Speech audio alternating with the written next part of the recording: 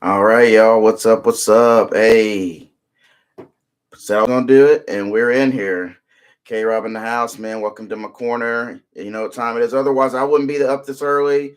But Elimination Chamber. Let's go. You see, I'm already, repping my throwback here, Stone Cold. I appreciate anyone who's gonna come here and check it out with me. Also, I gotta say big shout out to the dudes at In the Clutch ENT, Dub, Ross, Clutch Squad's the best squad, man. They've been doing a 12-hour stream. This stuff's been lit as all hell. I ain't gonna hold you. But we're underway live. It's pretty crazy to see a POE is what we call them now, or WWE calls them at least, pay-per-view in Australia. There she is. Mommy's in the house. Nia Jax, there she is. And this is wild. This is wild. Imagine the reaction that Rhea is going to get in her home country. Nia is also from Australia, but she's not native. Becky in the house, the EST of WWE, Bianca Belair. The ever popular Logan Paul, the United States champion. There's KO with his KO Walla.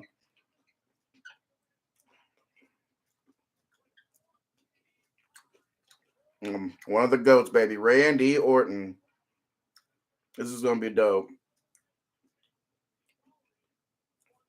This is how you know you're in it to win it, because we're having a pay-per-view, 4 a.m. Central Time. And, man, it is sold out. It's been dope. And we're going to start with the women's Elimination Chamber match. Who goes to WrestleMania to face Rhea Ripley, baby? They lower the chamber right now. Again, I can't thank you enough. Hey, shout out to my man, my best friend, Mr. Shamrock, my guy. So just doing some chicken strips. I don't have a whole lot, but I saw this barbecue sauce, this hot honey barbecue sauce, and then some hot honey seasoning, and decided like we're gonna try something new. So hot honey chicken strips. Oh, it hits. Trust. Yeah, since y'all can see a little bit, yeah. But different change of scenery, so to speak, from our Super Bowl stream. We flipped the bedrooms at the house, and I'm now in what was our daughter's bedroom, and she's now in what was my old bedroom. Clearly, she's very asleep. Y'all can see photos of her in the back.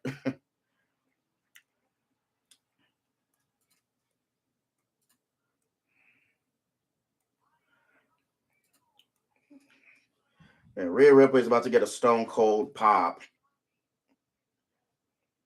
I can't wait. I can't wait for that part. Pretty sure that if I had to guess, that's going to main event.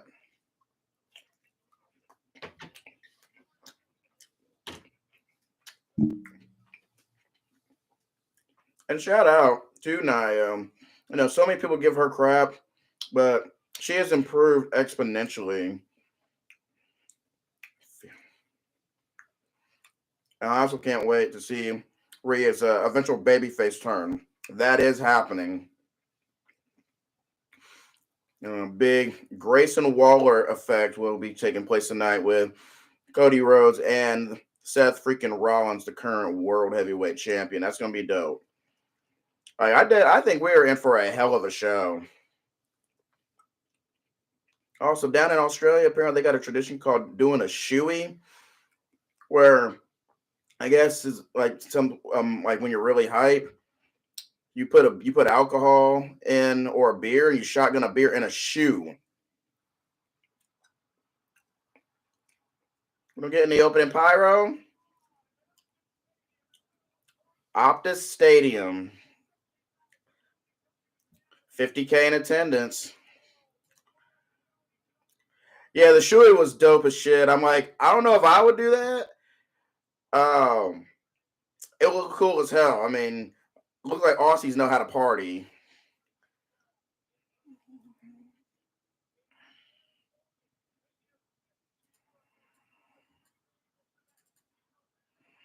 The Elimination.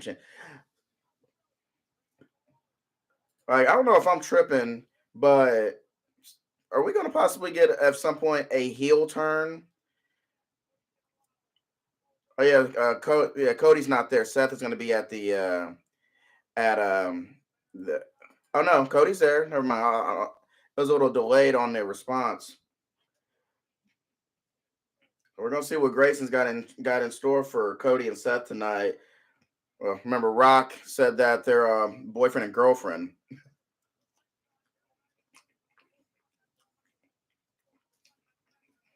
Graves and Cole on the call. Pat's on vacation.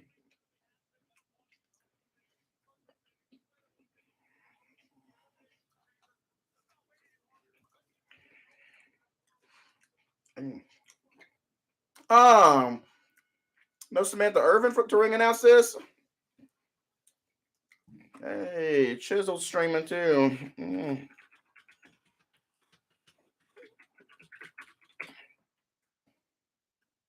Shout out to another YouTube goat, one of my favorite people on the platform. Chisel Adonis, he's streaming right now. My man's out of I believe he's out of Brooklyn. But let me clarify: the correct name is the diligent, vigilant, meticulous, sagacious, conscientious, analytical, methodical individual, the Chisel Adonis. That's how you got to say it. But shout out to him, no doubt. Bloodline and Texter in the racing wall effect. You know what? I can absolutely see that happening.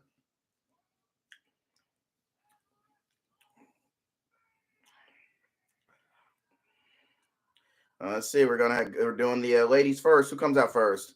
Hey, Bianca, let's go. If my daughter was up, she'd be rocking with this because Bianca's her favorite wrestler. I'm living large now. I never needed you at all. Living large now. I never needed you at all. Hey, hey, hey.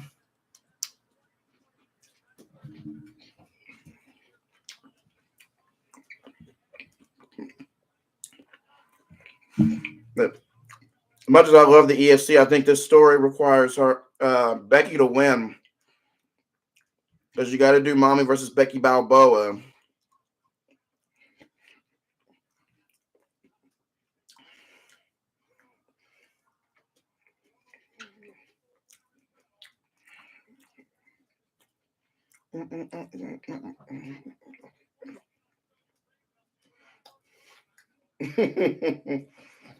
This one, oh yeah, because down south, below the equator, it's summer down there. So I'm sure everyone working this show is not used to this time of year right now.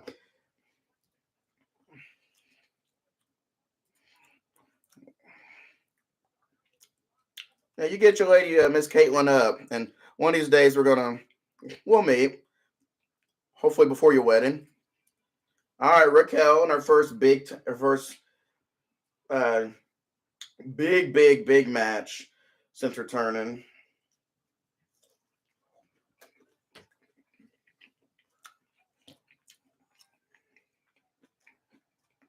Really good to see her back. She made her return on Raw Monday.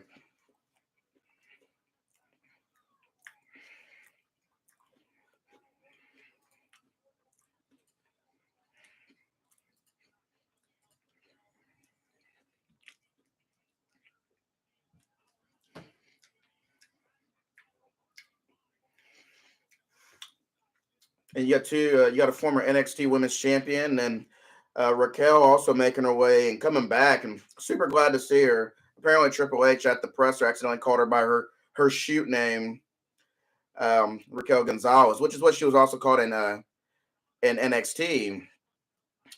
I always loved the nickname that they gave her in NXT was a Big Mommy Cool. I always thought that was cool.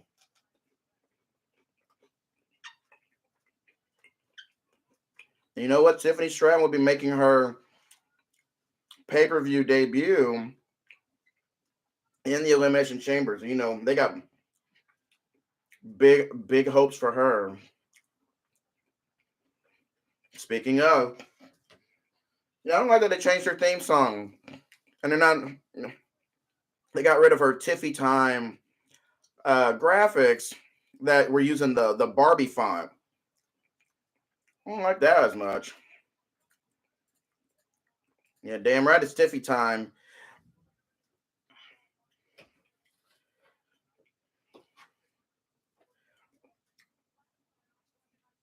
We're gonna see if that theme song holds up and is able to get heat and get that strong reaction that it needs, because she's a very good young heel.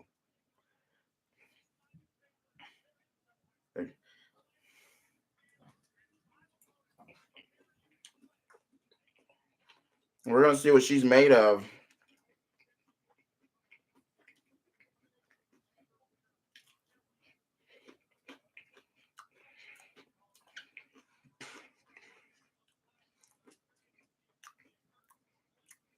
Can never be too confident.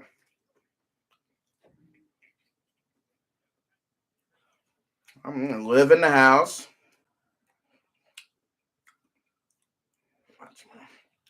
See, something tells me with her constantly saying "cry about it" that we may actually get like a, I don't know, like a shades of gray, not a complete heel turn, but to be complete shades of gray.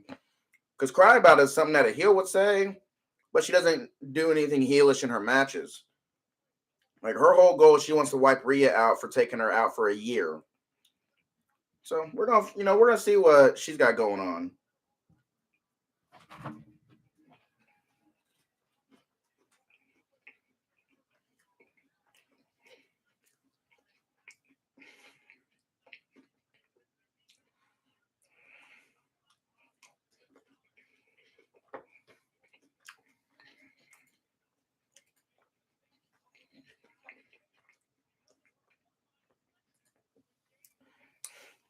It's a really good point.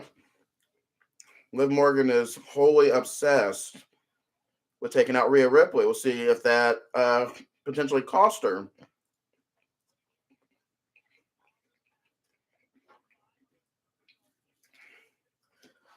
We got the four that are in, so it looks like we're gonna start with Becky, and I believe it's a Shayna. You see Ref Daphne out there looking magnificent. Ref Bay. Hey, it's cool. You know what? It's cool to see black referees in the in the video games. Hey, welcome back, Naomi. So happy to have that she was able to make her way back to WWE. Had a hell of a run in TNA, and she did her and the new theme song she did herself. I mean, like this one's cool. Feel the Glow was super lit. Her man, you know what? I would say this cool that they're starting this match first, but for that Naomi entrance, that's gotta be it. It's gotta be when it's dark out. Gotta be.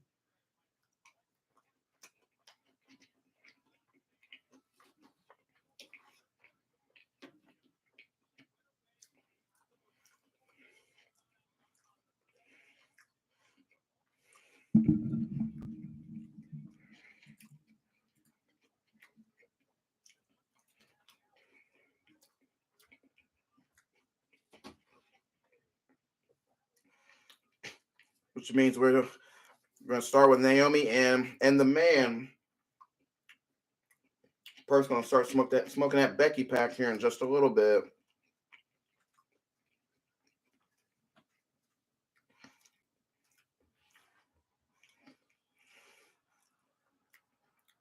Great reaction for Becky. Expect nothing less. She's probably gonna get sung to the ring, honestly.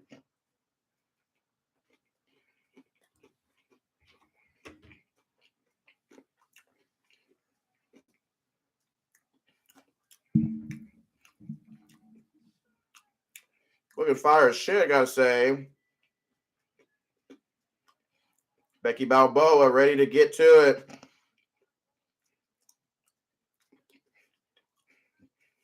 I'm glad she smacked Tiffany Stratton in the mouth for calling her a has been. Because how you gonna disrespect that? Yeah, listen to that fact. Becky Lynch, for everything she's accomplished, has never been in a chamber match. That's wild. But we're gonna see how she handles things. Oh, that's cool. They got the video screens up on the top. Unless that's a graphic. Either way, that looks really cool at the top of the arena. I like that.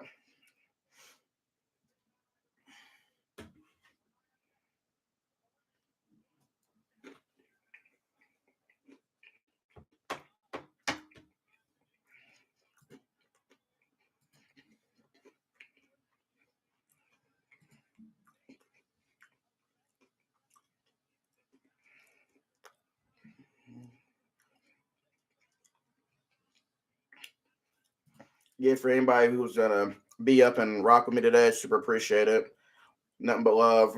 If you haven't subscribed already, hit the subscribe button. Absolutely promise to make it worth it.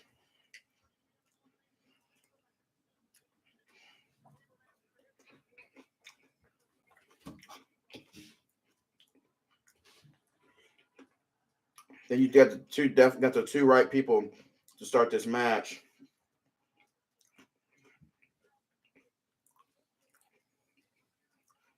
Yes, sir.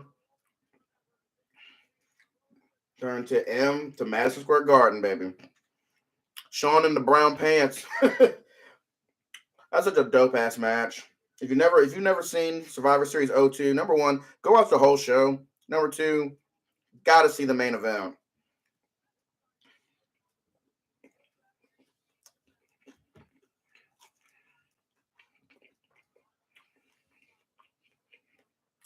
And crowd hot for Becky early on, no surprise.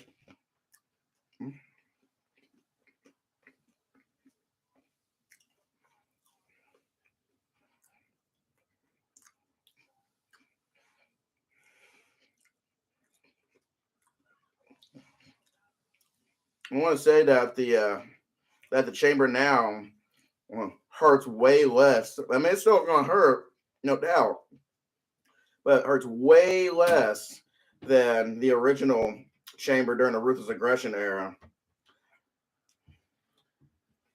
Because those pads that padding there in the ring was not there.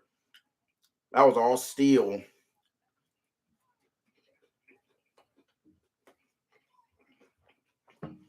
Nice back and forth exchange by Naomi and Becky.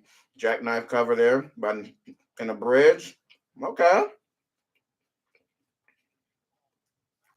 Nice early chain wrestling to start, which is surprising.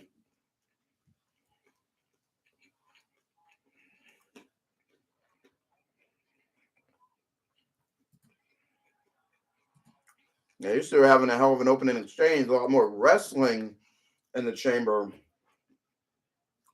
Uh, you it's actually believable to have this a little bit with two baby faces.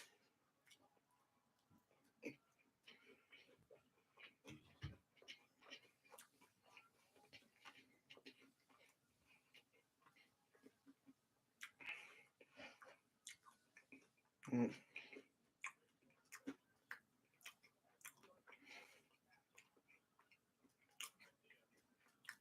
Oh, both ladies on the same page here. They're literally thinking the same thing. Gotta love the way this is starting. Nice tilt a whirl into a disarm her attempted.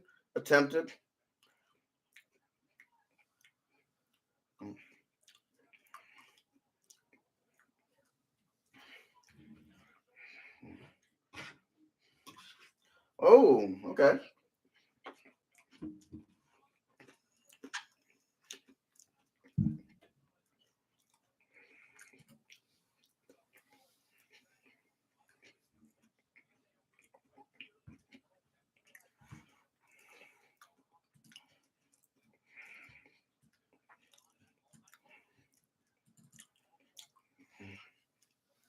Glad you're back, John. Appreciate it.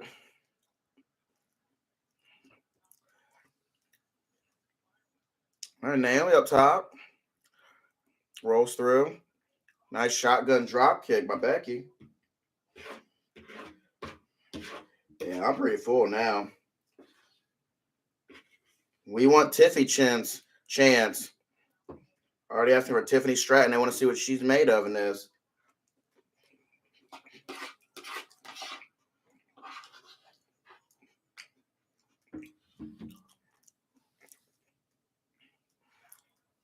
I kicked right into the pot of Liv. Ooh, strong chop there.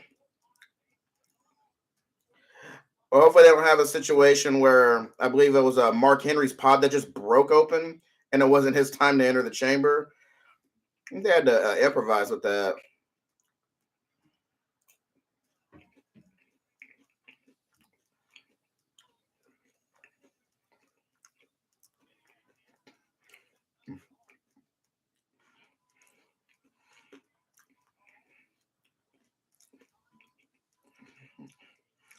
Oh wow! Naomi did a split leg off the top of one of the sides of the chamber. That was super sick. You think Tiffany would get wrecked? Oh! Not only is it her first, gotta remember it's Becky's first chamber.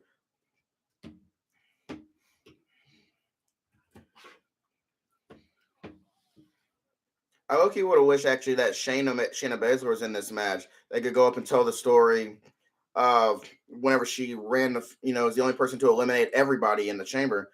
All right, we're counting down. Who's going to enter be the first to enter?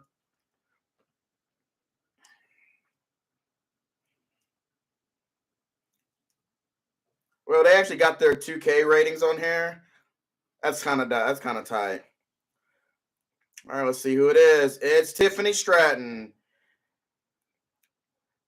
Not completely getting how brutal this can be. But let's see. Let's debut her early.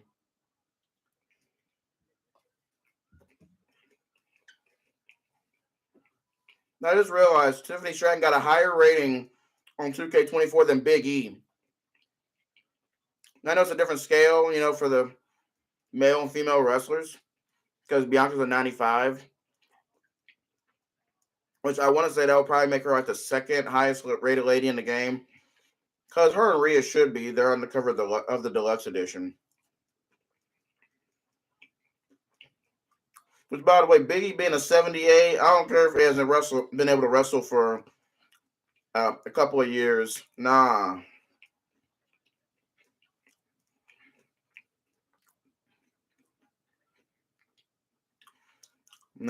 That's the thing about the chamber. It does affect your physical well-being. Nice spine buster by Tiffany Stratton.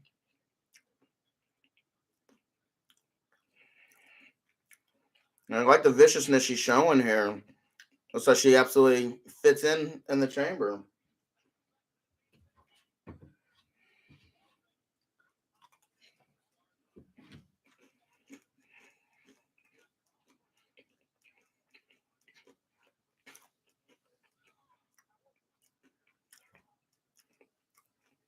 You call yourself the center of the universe. I really think Tiffany's going to wind up getting a Mania match. Oh, Naomi from the top, double crossbody. All right, pin both. Yeah, mentally this match messes with you. I mean, all you got to do is go back and watch the. Granted, I hate the finish to it, but SummerSlam 2003, when Goldberg was spearing Jericho through the barricade, which that was plexiglass, not what they use now. And the fact that Bill broke through a pod with Jericho's body. I could always watch that sequence. It never gets old. Goldberg destroying everyone in the field, and then Triple H doesn't take a bump, hits him with a sledgehammer, and wins. That sucked. Should have had Bill win.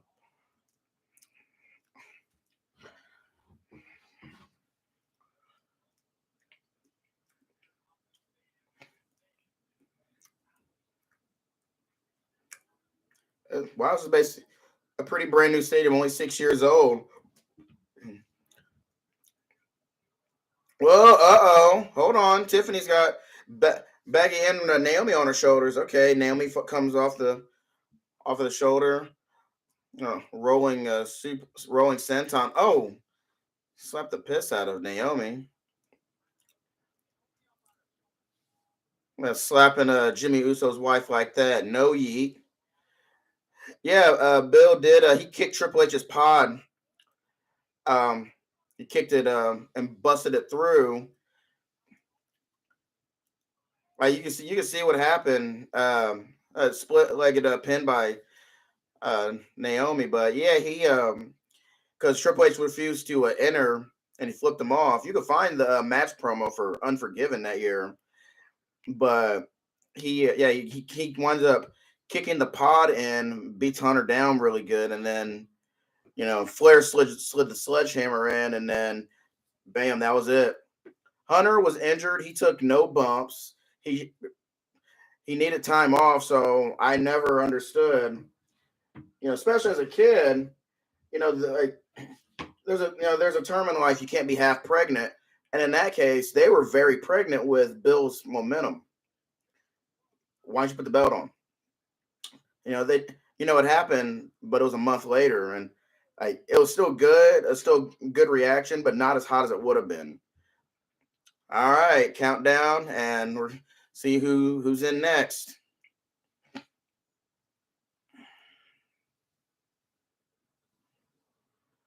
It's Liv. Liv Morgan's in the house. She's been waiting for this. Liv has actually been in more chamber matches than any woman.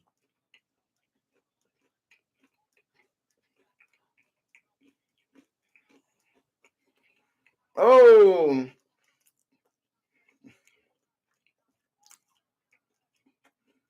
Tiffany getting ragdolled into multiple pods. Now she's getting broken in. Oh, Livy time.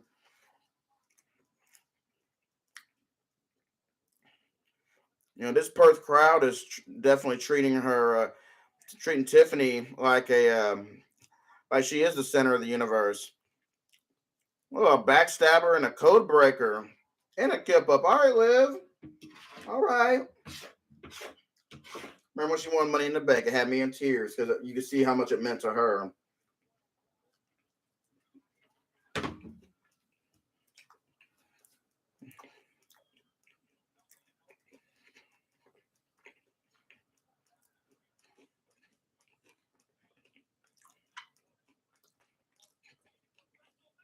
Oh, and a jumping code breaker off the top rope. That was really cool. All right, Tiffany with a running drop kick.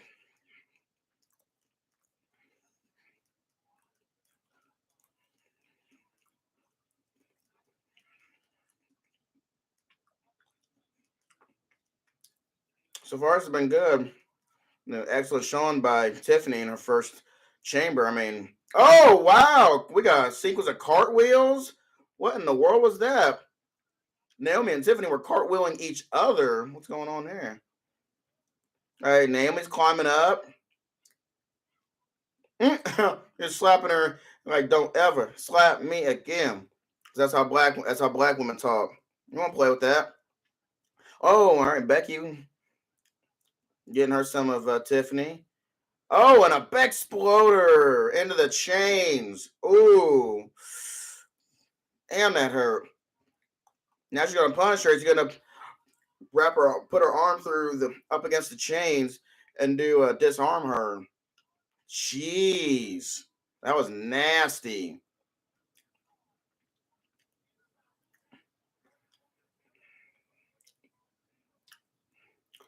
That was a pretty impressive sequence.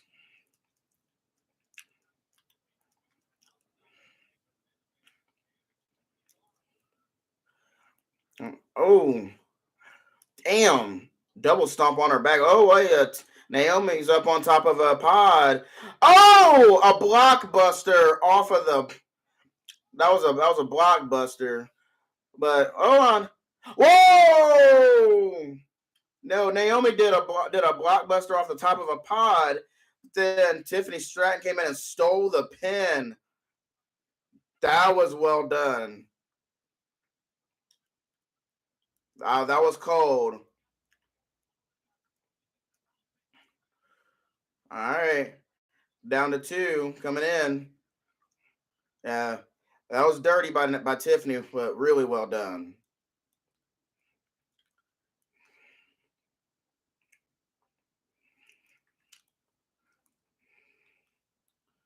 All right, who is it? Raquel's in, which means that Bianca will be the last to enter. Big time powerhouse, big mommy cool. Woman is nothing to mess with.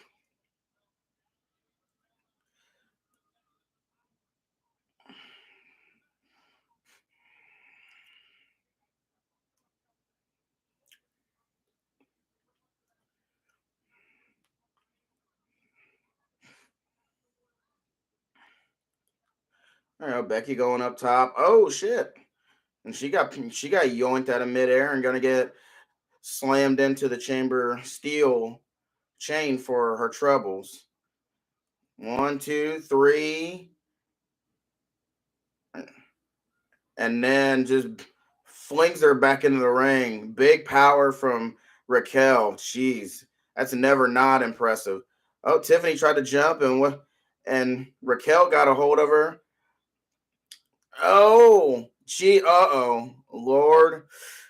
Mm, damn.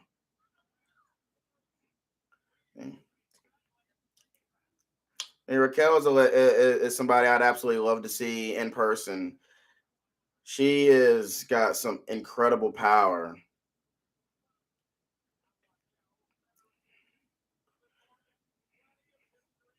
Mm, Raquel and Liv, as they go at it, they used to be tag champs.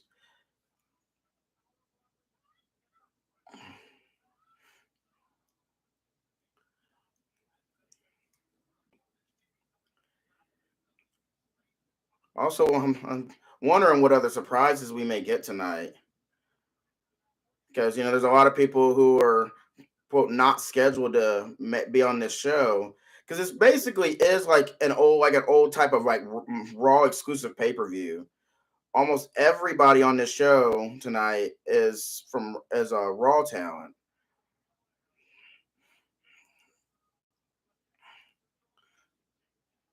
So something tells me I don't think you're gonna get The Rock here, or I don't think you're gonna get Roman here.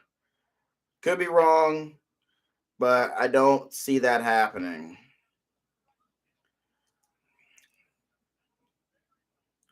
On the double DDT spot on Raquel. Everyone tries to pin her, and we're gonna get the power out spot. Yep, there it is. Jimmy and Saul, I can believe, especially with how much they ruined everything at on Raw Monday. Screwed Cody out of his match to start. Screwed Jay out of his match to end the show. Which I know we know Jimmy's a heel. Chamber matches are 3-3. Yeah, because Tiffany's on SmackDown. You're right. Yeah, Tiffany and I believe and Bianca. Yeah, which no bullshit. I can believe that. I hope we get the match this year for Mania with Jade Cargill, but I also would like to see maybe if they have anything, if they already want to do her and Tiffany to start. Oh damn, a mean ass slap. No, nobody slap anyone like a black woman. Sorry, not sorry to Stephanie McMahon. Dang, and she stuffed Tiffany in her pod because she is not playing with her. I legit wouldn't mind seeing Tiffany and Bianca for this year, and then you wait and build for her and Jade, because we all know that match is inevitable. I mean, let's be honest here. Look at the uh military press by you ain't learned not to pull a black woman's hair. That never works. A damn dominator that Ron Simmons would be proud of. Go on, Bianca.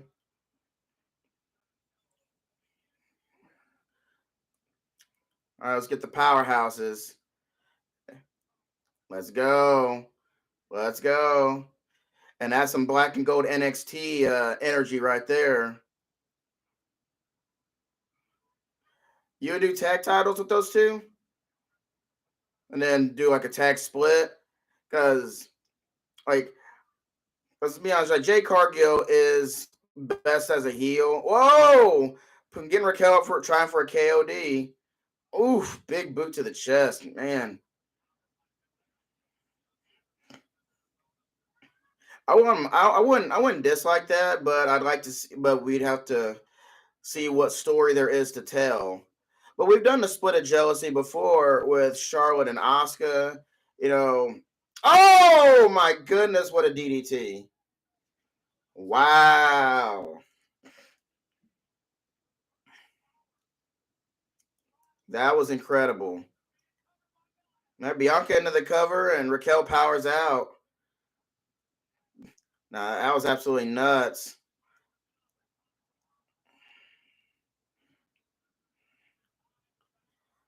You know what? Maybe for the ignorant, some of the ignorant media in Australia who still refer to wrestling as fake.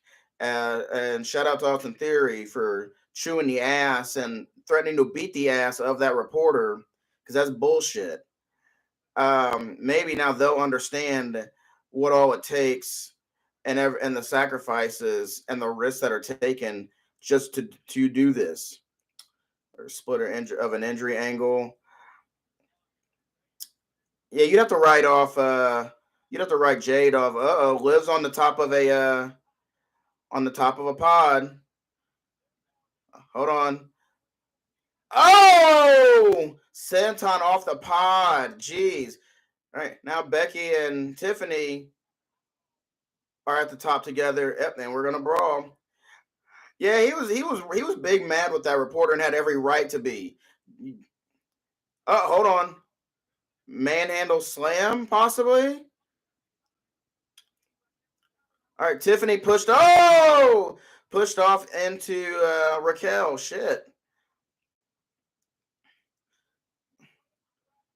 I think this would be a perfect time for Tiffany to bust out the PME, prettiest moonsault ever.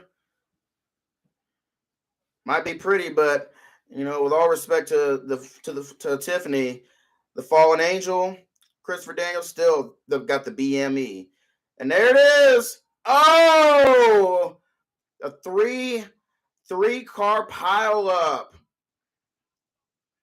That was beautiful, and it definitely is Tiffy time there. That was unbelievable, and she's young, massive future. Austin Theory made himself a lot of fans with how he handled that reporter. I mean, it wasn't John Stossel getting the shit slapped out of him by David Schultz, but it felt like it should have been. But with WWE being as public as they are now, may not be able to get away with that. But I would have much preferred, because that's bull, and that's the old school territorial wrestling fan in me. Going for the PME? Nope. Liv gets out of that. Oh, Oblivion from the top. And Tiffany is out, but a hell of a performance. She was amazing in this match. Yeah, cry about it. Cry about it.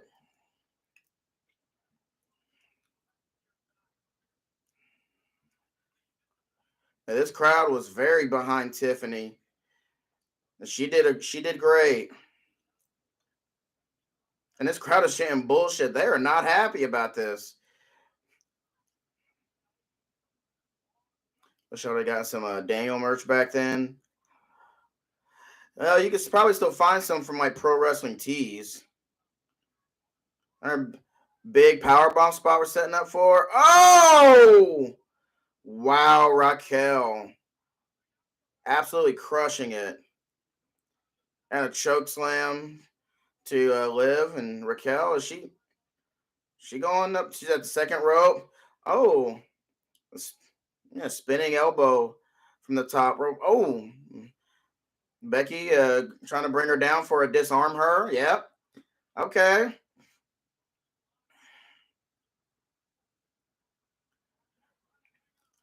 Let's see if Raquel can hang in there.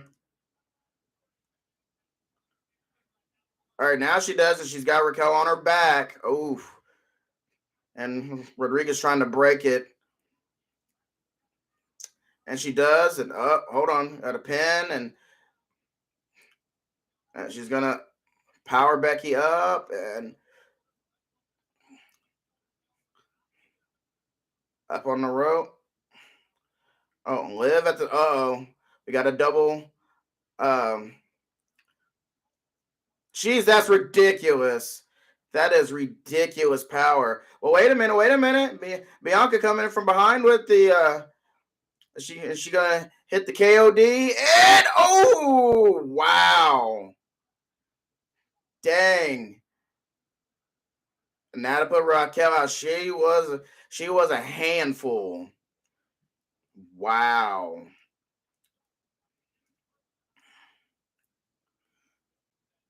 Took a lot to get Raquel out of this match.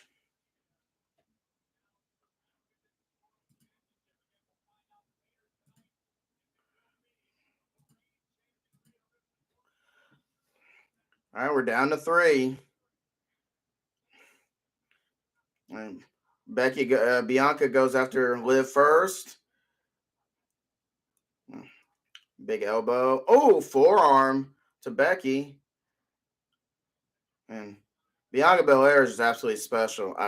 It would mean a lot to be one day be able to take my daughter um to go see her because she loves Bianca Belair. A gorilla press and just drop Becky on top of Liv. All right, and moonsault on top of both ladies. That would have been amazing to pin both.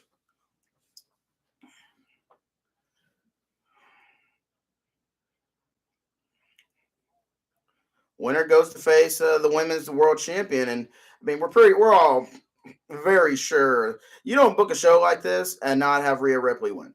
So in all likelihood, it's going to be I'm still going with Becky. I just think that Bianca is in a position where she can elevate somebody like a Tiffany Stratton, or if they want to do if Jade Cargill turns out she's ready, you ain't going to get a complaint out of me for WrestleMania. Oh, backstabber by Liv. Boots Bianca out of the ring.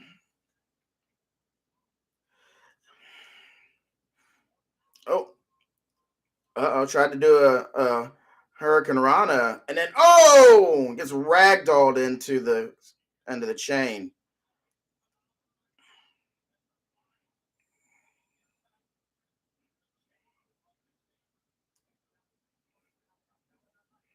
Oof.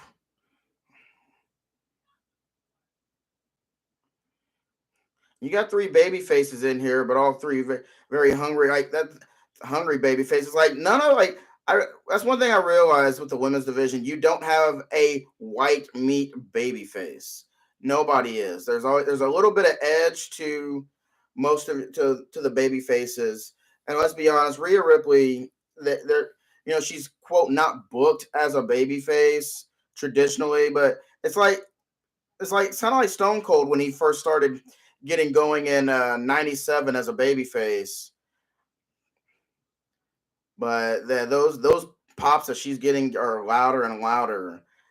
It's wasn't you can't tell me this is by design, but people just love her that much. And I've been a fan of her since she popped up in NXT for the first time. I hadn't seen her work um, from UK. I had heard the name, but I hadn't watched a match. But she showed up and intimidated Shayna Baszler, and I'm like, okay, whoever that is money. I don't know who she is, but she looks like money. Lo and behold. And we haven't even scratched the surface of what she can do and how much of a draw she's going to be. I think, honestly, the way people were saying that Becky was going to be the female Stone Cold when she became the man, Becky's Rocky Balboa. Rhea Ripley is Stone Cold Steve Austin.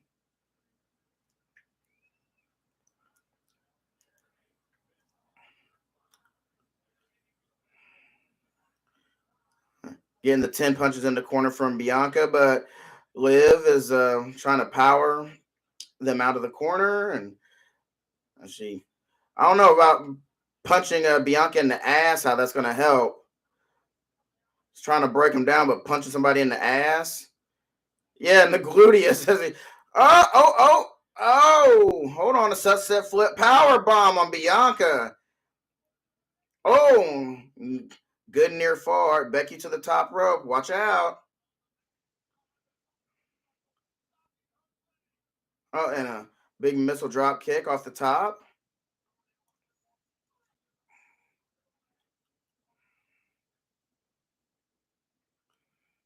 And these three have been really giving it all. Oh, that sunset is gorgeous. Look at that. For those watching, you see that? That's beautiful.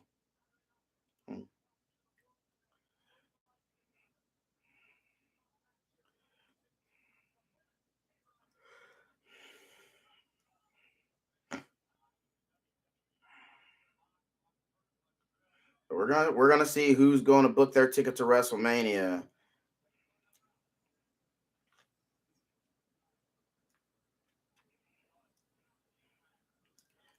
Yeah, TNA's got some great things going. First off, glad they rebranded back to TNA. Company had an identity crisis for a long time. Oh, 450 from Bianca, but she got the wind up eating a knee from Lynch. Oof. Yeah, TNA's got some really good stuff going. I know that I read that the talent was going to be having a meeting.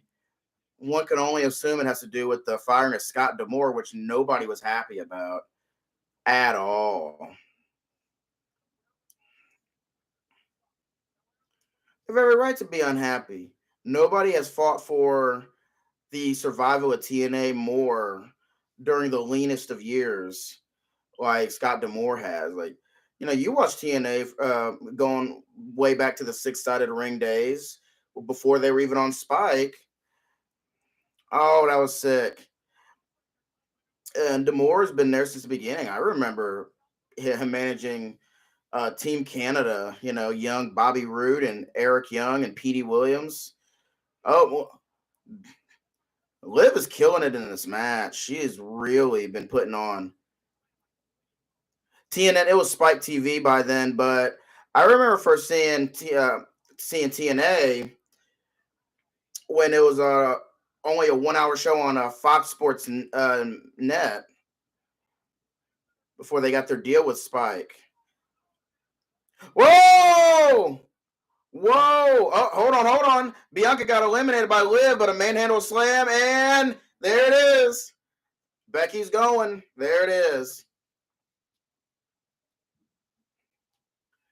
Oh my goodness. That was a hell of a match. Oh man. Bianca got pinned out of nowhere. Oh, she is beside herself. Yeah, she can't even right now. Because it happened so fast. As soon as Liv eliminated Bianca, Liv got eliminated by Becky with a manhandle slam.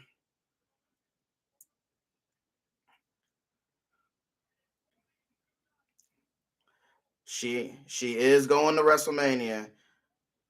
Looking forward to Mommy versus the Man. And that's a match I have Rhea winning, but doing so and getting respect for Becky. Because if there's one thing you notice when it comes to the ladies, to the women's division and Rhea, she does not cheat to beat any of them at all. She doesn't heel super hard. That's another thing. Also, notice how much that they've distanced Rhea from the Judgment Day. That has to be by design. Way to go, Bex. Way to go to all the ladies. They put in work in this match.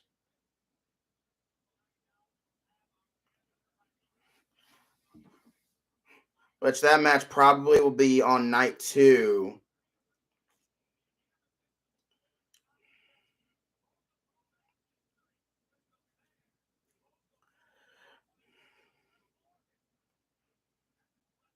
Good shit. And that was a strong opener.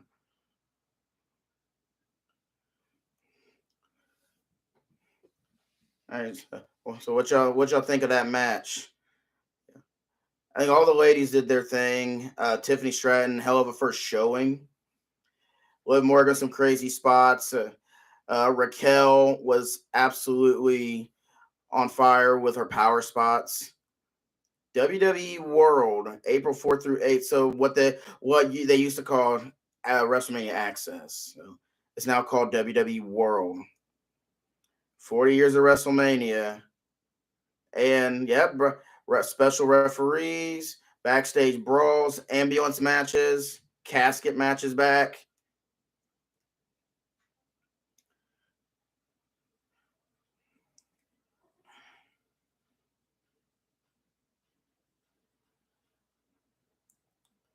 Yeah, I'm definitely gonna buy this game at some point. I did not have the desire to go and buy a bunch of games this year, but they're getting me big time between EA Sports College Football 24, 2K24, and Metal Gear Solid Delta. I'm like, you know what? All right. I know when money gets right, we'll do that. At minimum, EA College Football has to be. We've only been waiting 11 years for college football to come back. Another one of my friends has been singing the praises of Skull and Bones. So, at some point, that's definitely got to happen. And let the folks know that we are live.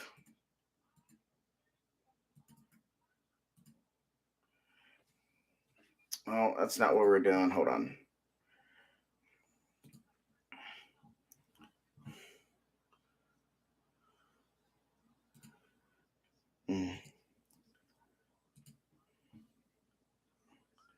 Let's copy that and drop it here. Let the folks know we're in commercial right now.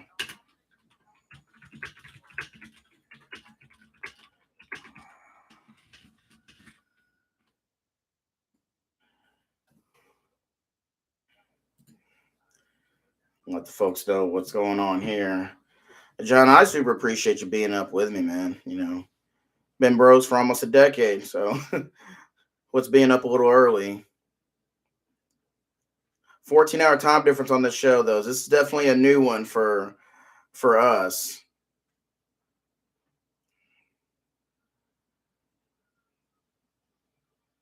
Hopefully, you're getting the WWE 2K24 as well.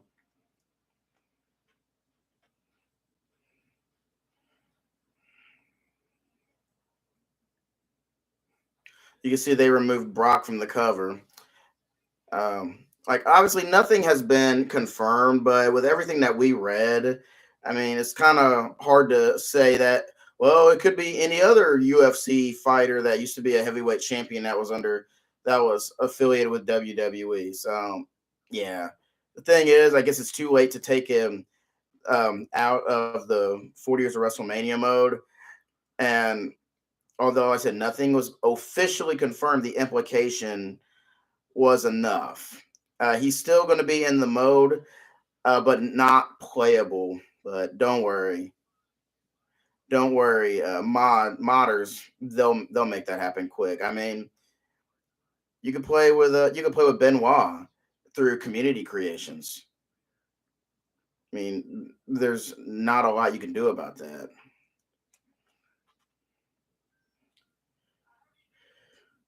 Whoa, pause. What kind of commercial? Hims.com. What kind of commercial are you gonna have a guy openly say in front of people, I have ED? Like, mega pause.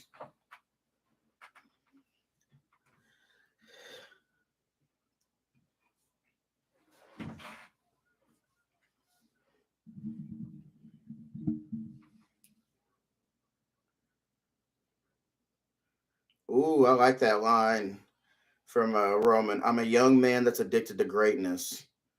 That's an addiction worth having, and when you don't fight against. I like that.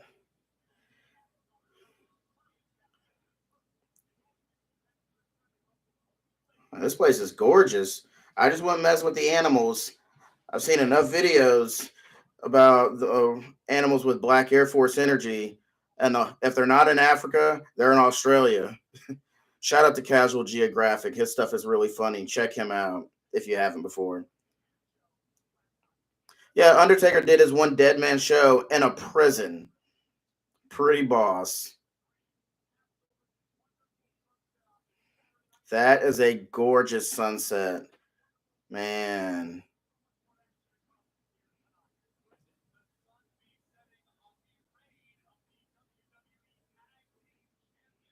Oh, we got Judgment Day versus New Catch Republic. I like that.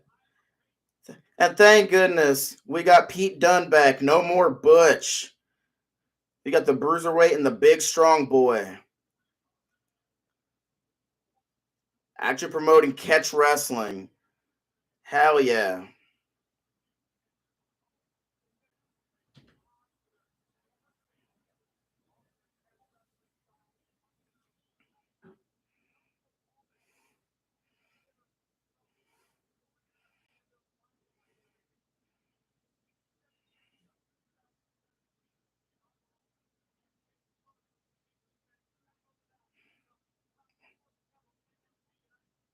Yeah, and RIP to the United Kingdom Championship. That was the prettiest damn belt they made in years. Mm. The big strong boy and the bruiserweight. Yeah, no more of that Butch nonsense.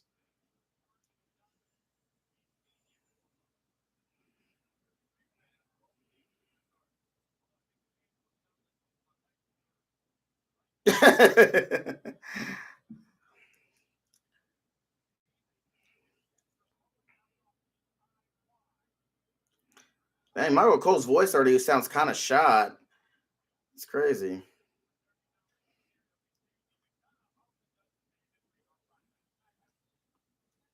I think it's gonna be a hell of a match, and also you're gonna have you got two Brits and uh and a Welshman and Finn. This is gonna be some strong shit. You know, we need to see in this match because actually have them lose the tag titles. Because remember, our Truth got lost. He went to Austria. Be amazing if he found his way to Australia in time.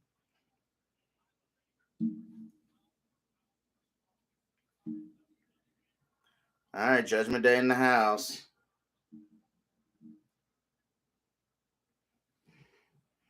Hold on, guys, 1 second.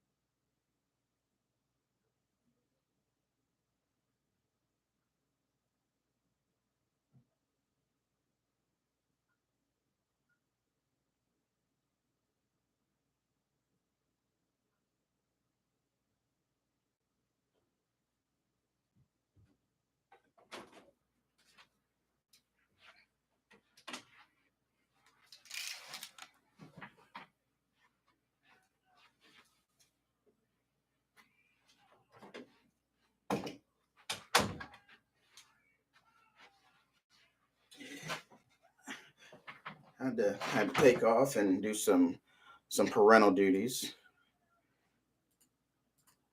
Oh, what in the world is this? Dom's grabbing the mic, and this dude is mega simping all over with his gear. None of them want to hear his ass.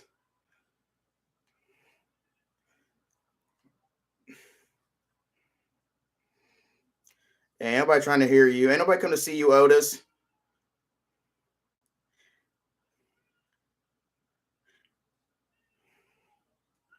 No, and his voice doesn't have enough bass to carry over all this. Sounds like he still just hit puberty.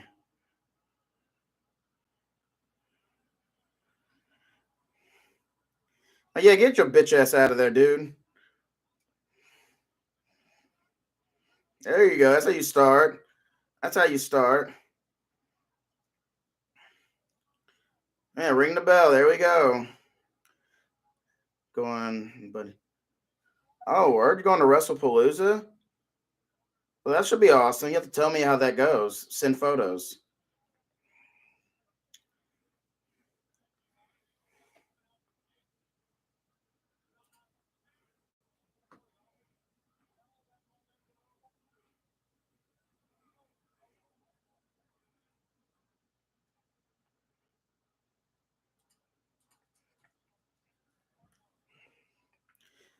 Boy, it's really nice to hear those words professional wrestling in WWE. Actually talk like regular people.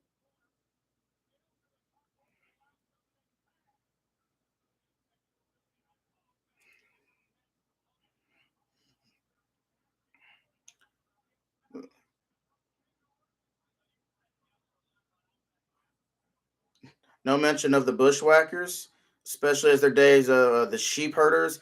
Ah, good old joint manipulation. Ooh. Strong NXT UK vibes.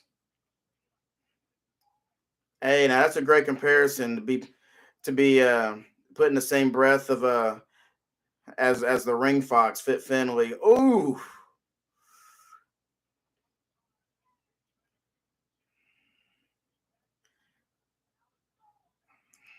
Impressive and very impressive.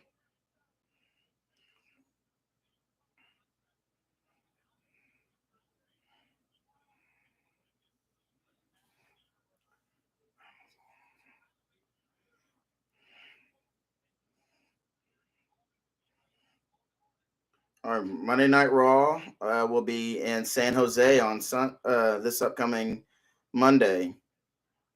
SmackDown will be in Glendale, Arizona, at the former home of the Arizona Coyotes, who are now playing in a college arena of 5,000 seats. That's a messy situation. And then SmackDown 2 weeks from now will be in San Antonio. That's Senior Money in the Bank, Michael Cole.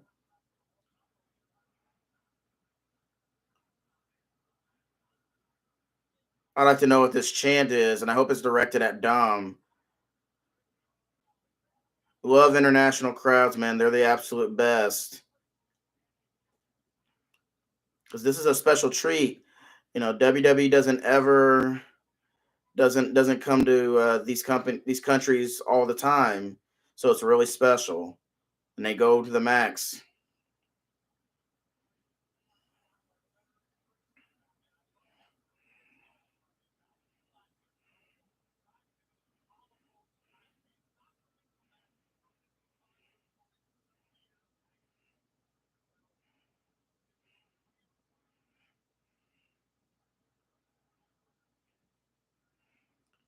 Tyler Bate got a 76. Pete Dunne got a 75. Yeah, y'all got to straighten that out. Those are some trifling ratings. Yeah, first Universal Champion, and he never got that title back. And now that now that you know Tribal Chief has been holding it hostage, that ain't happening. Hopefully that championship gets completely retired, at least the name of it, and maybe Cody brings back a new version of the Winged Eagle or the Big Eagle. I only three WWE Championship designs I'd be cool with. Those two and the undisputed title that was debuted in 2002.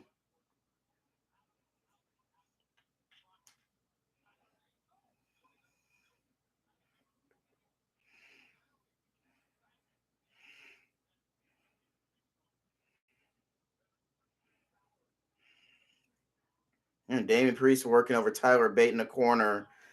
Like if you ever saw Priest, years ago on the Indies as Punishment Martinez, you see him physically then to now, unbelievable. Guy has put in the work, and he is amazing. He's awesome. I do think that there is a cool Razor Ramon type babyface in Damian Priest, and there's Dominic with a damn cheap shot.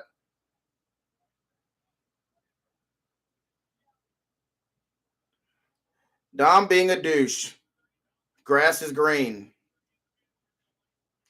Managerial license.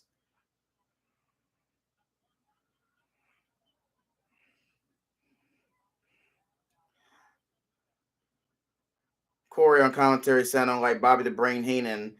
Next, I was waiting for him to say that he was a broadcast journalist. Oh, and the breakup of the pin by Pete Dunne. Oh, flung out hard. Really gonna work over Tyler Bate as he's now cornered towards Finn.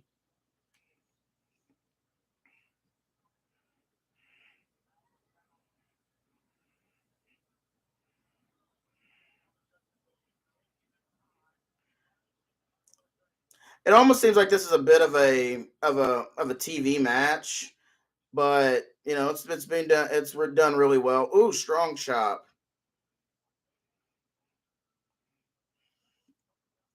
All right, Bate flung into the corner. Oh, a boot by Tyler Bate to Priest, trying to fight back here. Flying European uppercut.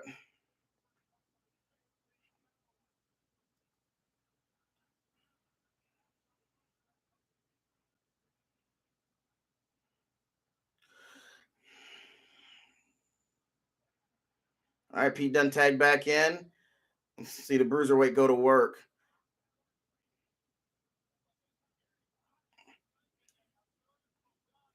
Oh, Hadley. Hey, how you doing, brother? Watching a bit on your break. Well, I appreciate you being here. You know, only make the ask one time if you have the means. My, got Cash App and Venmo if you want to donate to help out with the cause. Super appreciated. It's on the profile. Shoot, anybody that's working the graveyard and you love wrestling or you just want to come hang out with your boy, it's right. We're right here. We're making it happen. And I thank you very much. Really, really appreciate it. Oh, stomping on the fingers.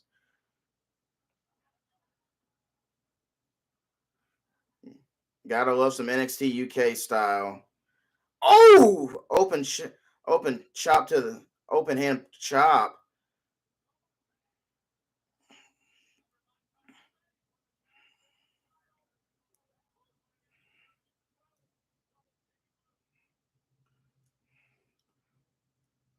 It's been a damn good match, but honestly, expect nothing less. I'm really hoping though that we get that R-Truth actually found his way to Australia. Dude, actually, that shit was so hilarious.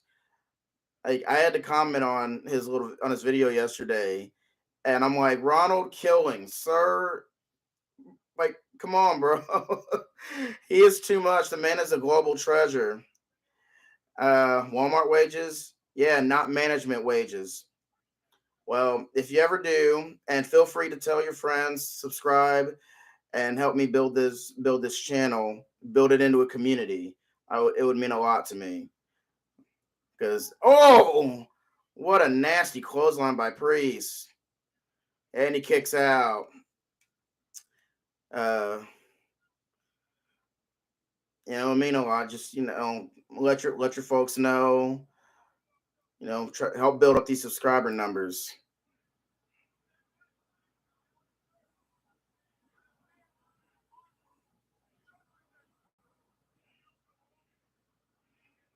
Some shit talking from Priest.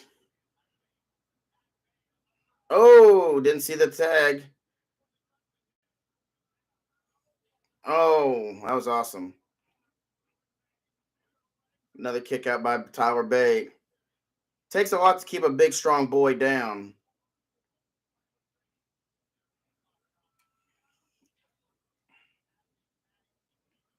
Yeah, I don't really see Judgment Day near as much as a stable now.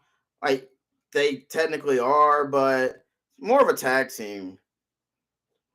And you got Dominic and JD acting as the whipping boys who go in and bump for the baby faces.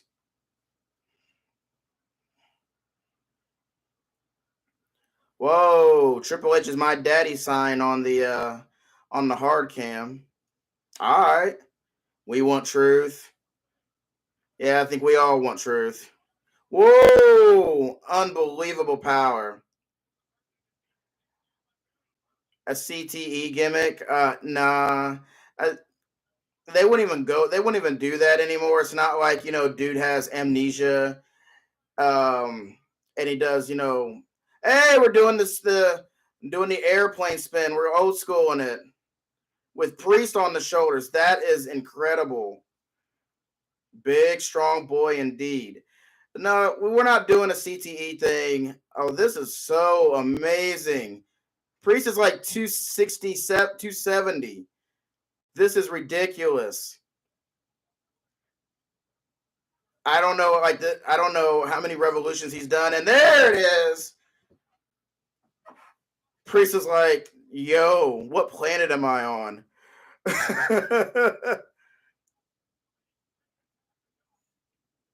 That was impressive. Yeah, you ain't in Kansas, big boy. Yeah, this is turning into a cracker of a match. Bitter end, hold on. And then Dom's going to pull. There it is. Yep.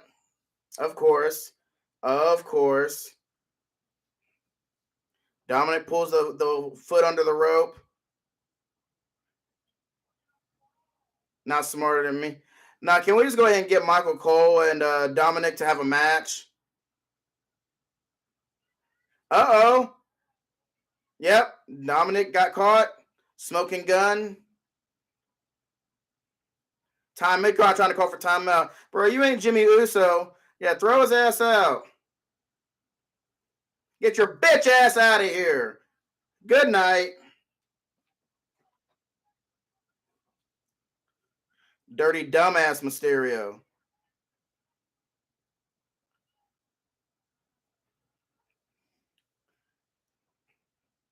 Yeah, crowd is cool on that. We're all cool on that.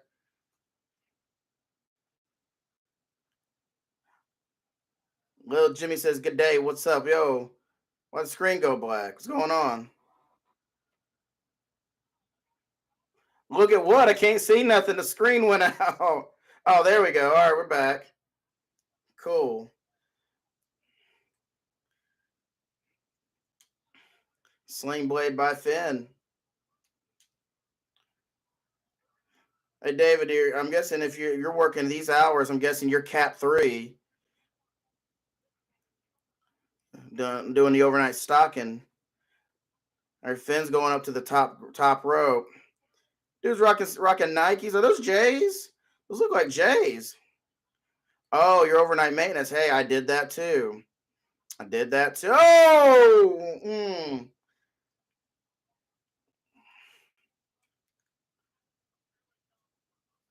That was how I used to feed my family, man.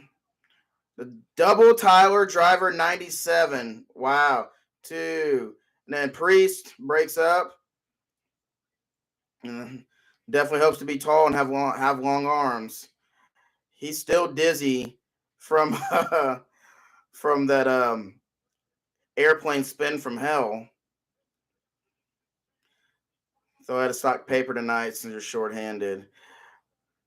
Stocking paper is never fun. I mainly stock chips. grew to really, really dislike doing that.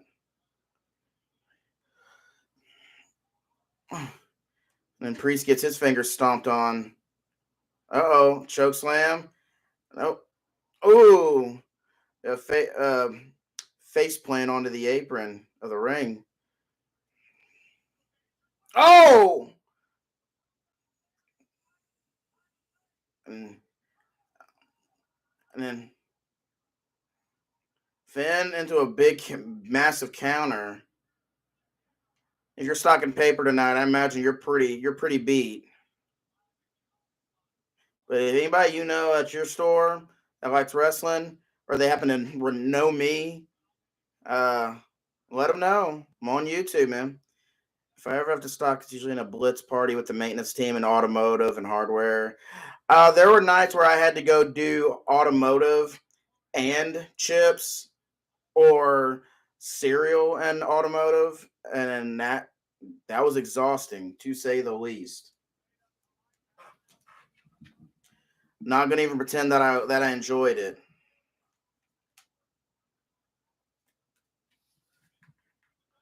Need to get these things charged up a little bit more.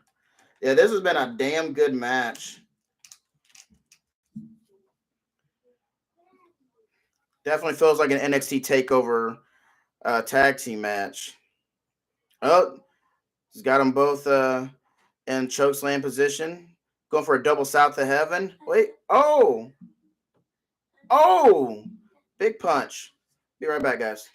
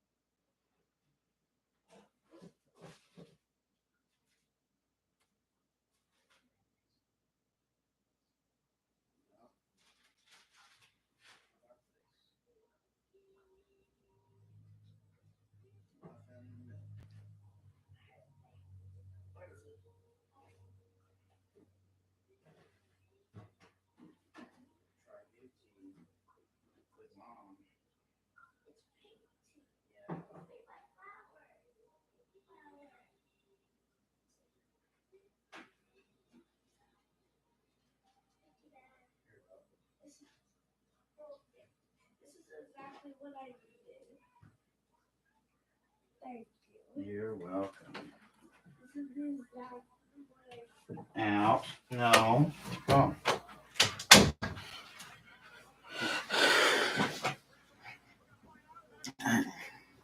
I'm back, guys.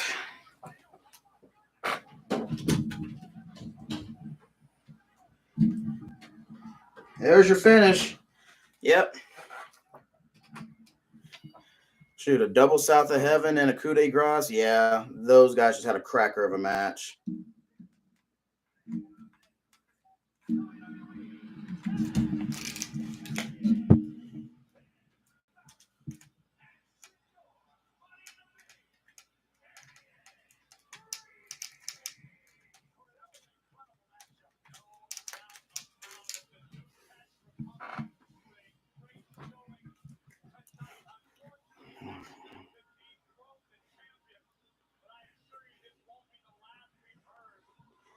Awesome match, man.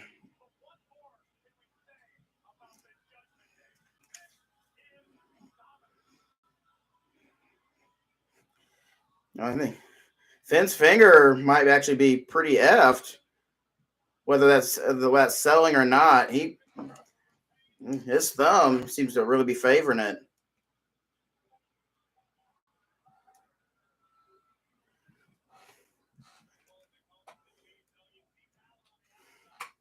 When people plug, it drives me nuts. Yeah, I couldn't stand plugging either. Don't just stick stuff in places. Everything's got a place. I hate that. Granted, there were times I had to do that, and just like what I learned, especially doing chips, is that chips sell so fast. As long as the price matches, it was okay to stuff, like, especially like great value chips. Those would always sell, and that was that. So yeah, you could stuff with those, but yeah, almost any other department, nah, I don't do that. So yeah, I get the frustration plenty.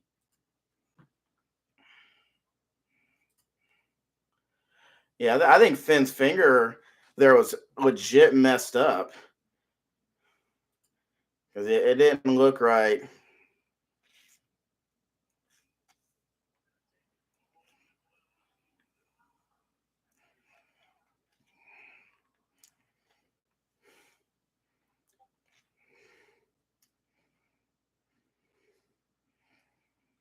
The Burning Hammer. Great shout out to Kobashi-san on the Burning Hammer.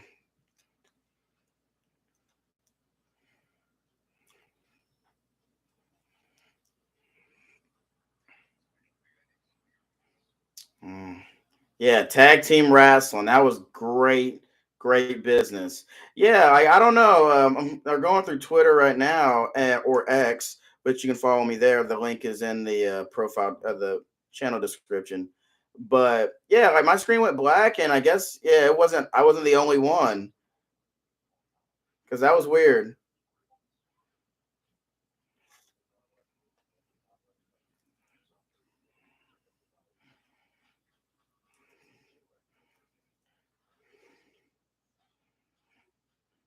Waiting for Tom and Nick Mysterio to pull off twin magic. That would be hilarious.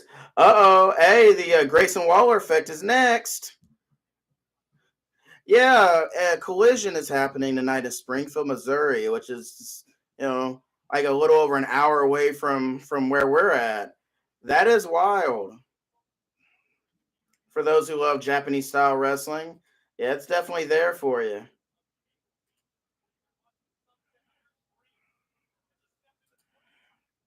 We're actually about to do the Grayson Waller effect, so this crowd's about to get live.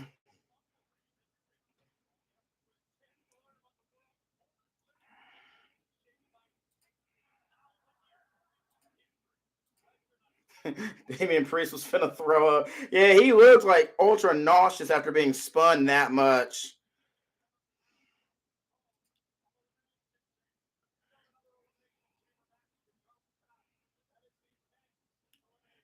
Yeah, that's another thing. Like nobody's really, like, not enough people are giving credit to Finn and Damien, who've been crushing it every time they go out and have matches, and that was awesome.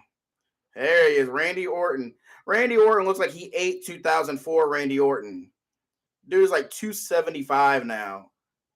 There's the almighty Bobby Lashley. Yes, sir. Now, don't bring that matchup. Don't bring up the Extreme Elimination Chamber. We don't talk about that.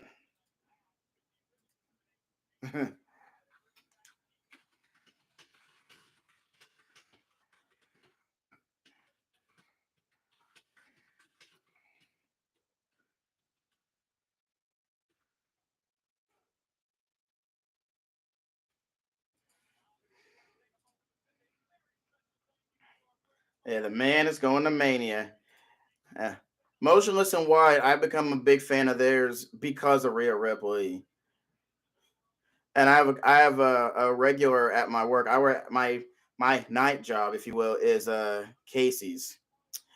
Um, oh, you're up north on 67 now. Okay, so you're not living in PB anymore. Good deal, man.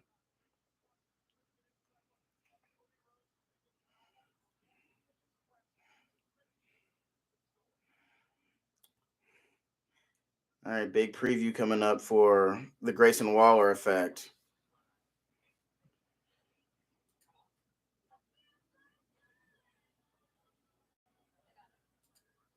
Hmm.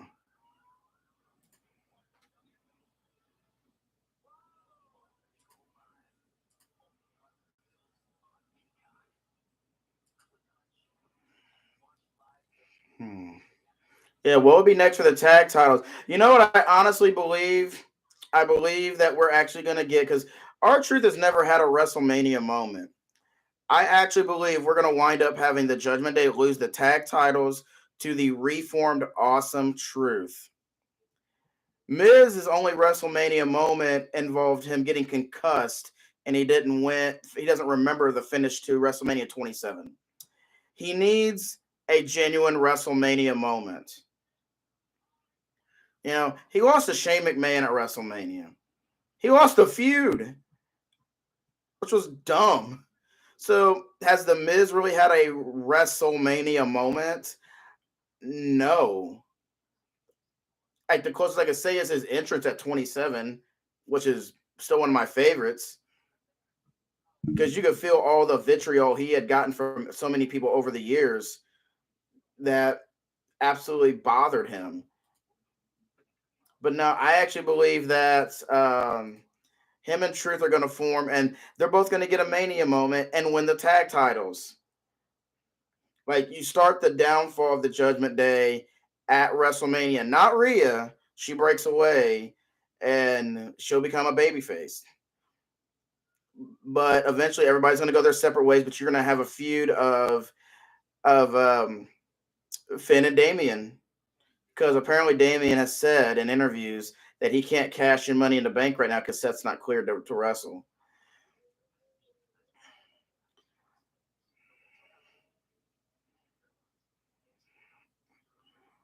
Darn. I'm just going back through this R-Truth video where he said, well, hey, where's everybody? He's in Austria. This thing got 4 million views. Ron Killen's national treasure, man.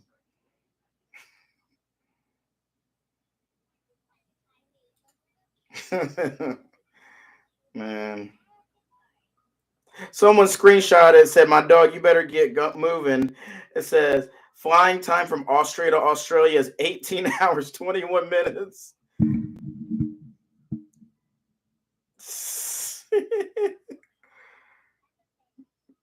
Oh, man. Yeah, he's goated. Yeah, we're on the road to Becky Mania, damn right.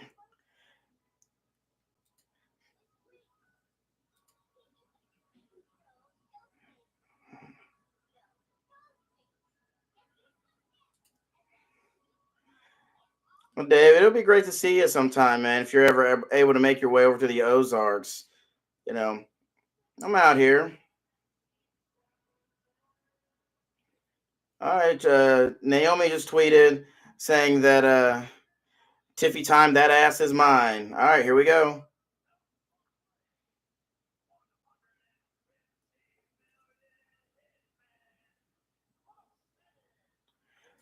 The 115 million hitman. I'm not sure what that's supposed to mean, but Austin Theory's in the house to introduce Grayson Waller.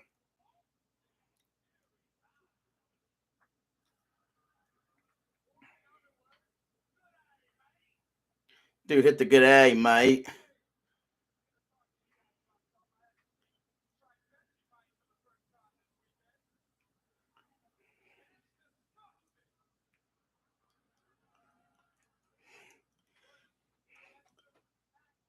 Well, apparently, Vegemite is apparently pretty good. Yeah, that ain't gonna fly. A bloomin' onion from American ass Outback Steakhouse. Also, that place is overpriced too.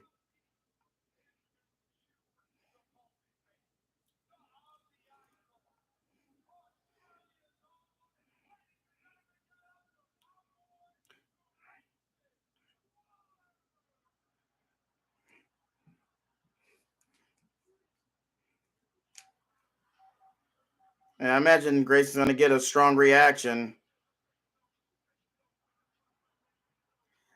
Crazy, this dude was a substitute teacher. Still crazy seeing him do a doing a shoey, finding out what a shoey was. Yeah, history teacher.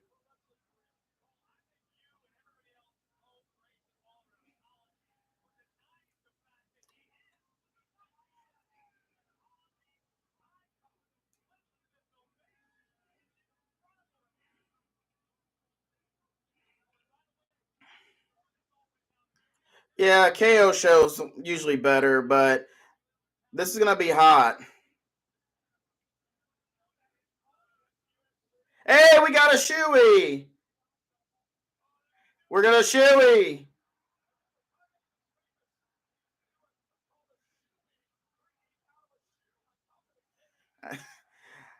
I don't have any beer, and I don't know how I feel about pouring beer down my shoes because I don't have enough shoes to burn through like that.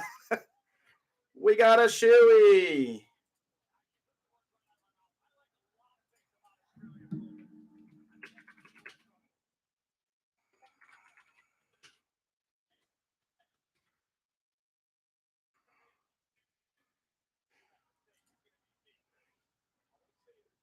Yeah, a former high school history teacher to being a WWE superstar. We got a shoey.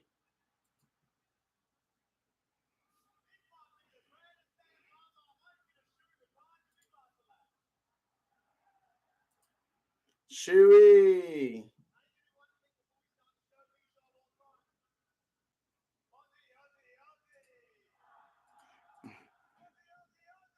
Oi, oi, oi. All right.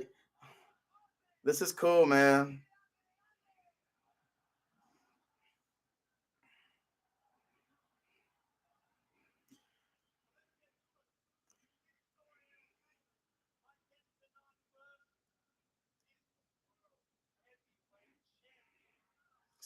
Here we go.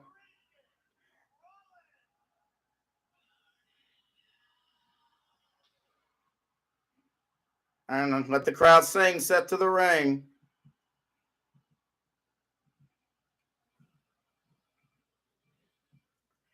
See what ridiculousness this man's wearing. Bro, it's like he's wearing Jinko, like black leather Jinkos.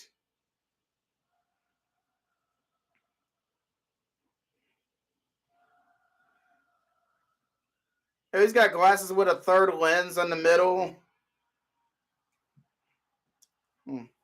Seth is so extra.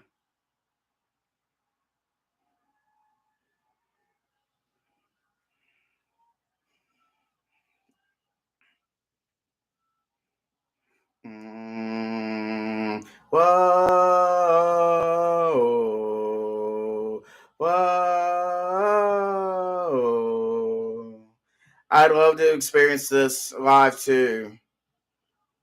Dun, dun, dun, dun. Burn it down. 272 days as the World Heavyweight Champion. Hell of a run.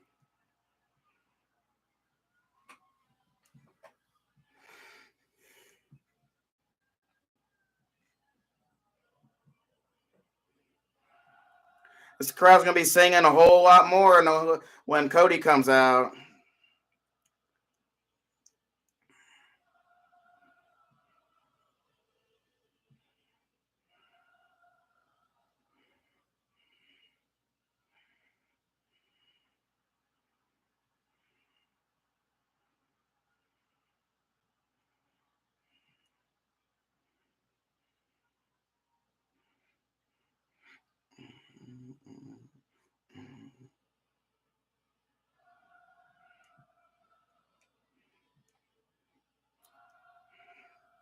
Shoot, after this segment, we're going to see how much the crowd has left for Rhea.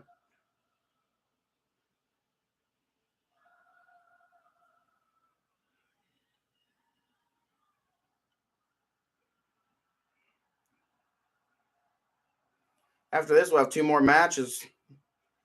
Got the men's chamber, and of course, I do believe that the women's title match should be main eventing.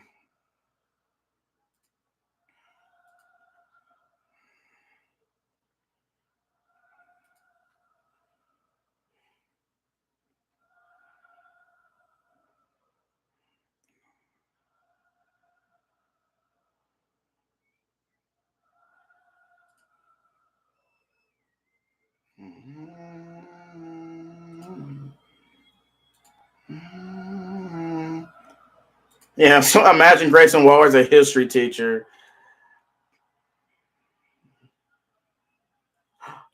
Oh, congratulations. Let's go. Bronson Reed just tweeted. Originally, I was supposed to be at the chamber. It would have been an incredible moment. Unfortunately, plans changed, but everything happens.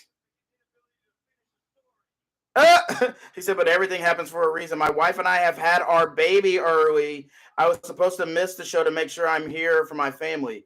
Thank you for all your support. To all my friends and family who have reached out to Triple H for guiding me. Now I'm not just big, I am Big Papa. Let's go, Bronson Reed. Yes, that is great. Oh, that is beautiful news. Congratulations to the big fella and his and his wife bringing life into the world. Oh, that's special. Love it, man. Let's see. About to blow. Ready for me to start the show. Up the curtain, lights go up. I'm home. Hold on. Wow, there it is. Uh,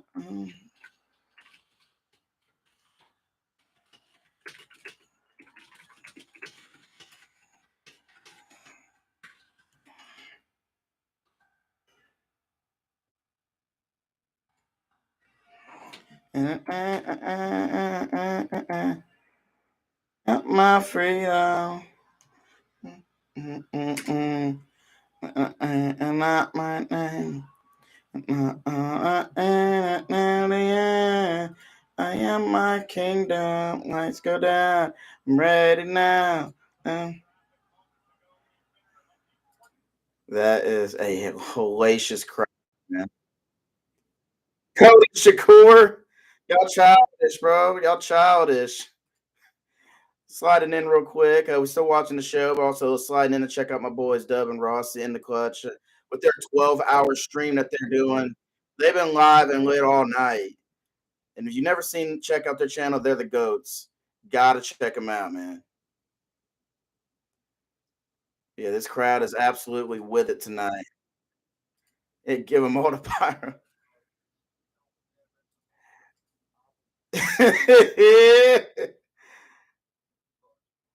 Hey, you lost it last year. I lost my voice last year with Cody not winning because that wasn't right at the time.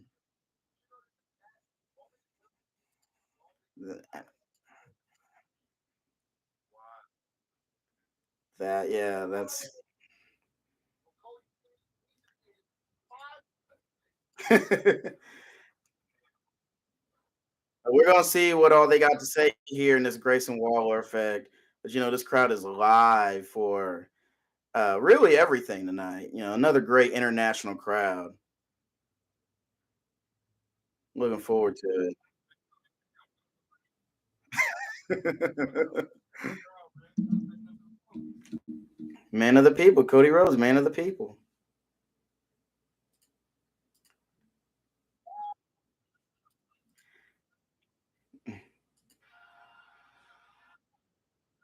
Yeah, let's see. Apparently, Cody's pyro's ridiculous.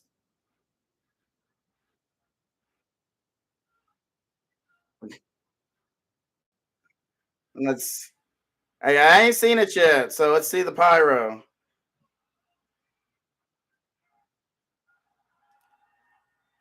I don't know. Okay, yeah, Cody is majorly over. Man, give them what they came to see. Apparently, I missed the pyro and the ballyhoo. What do you want to talk about?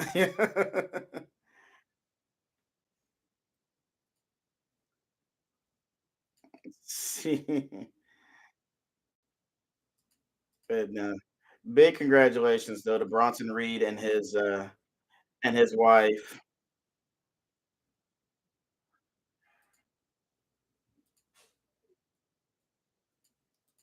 Ross probably done lost his damn voice from all the smoke on the pyro. Tiffany Stratton, Australia loves me. She did her thing tonight. She was excellent.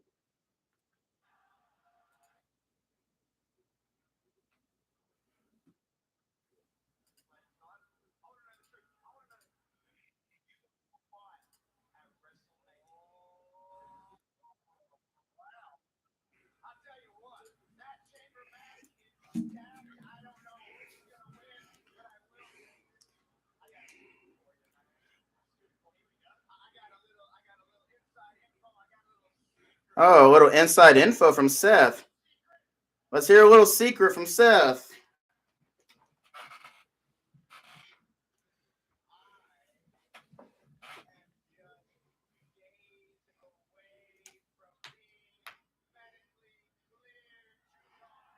All right, Seth's about to be medically cleared soon.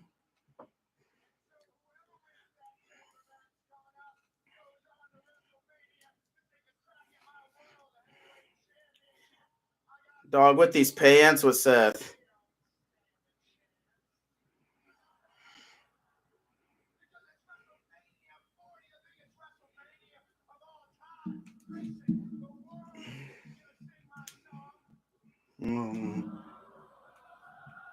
I'd honestly have Drew take the title off of him.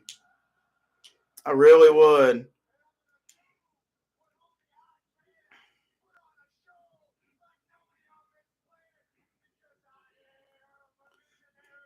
He is a revolutionary. Seth freaking Rollins. But these crowds are so appreciative. Yeah, Big Pop. We saw that. Big Pop, Roman. Cool story, bro.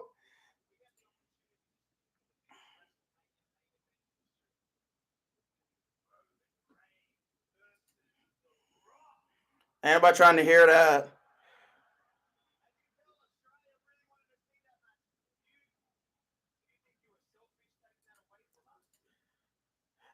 Calling Cody selfish for taking from The Rock. Yep, 50,000. Rocky sucks chance. There it is.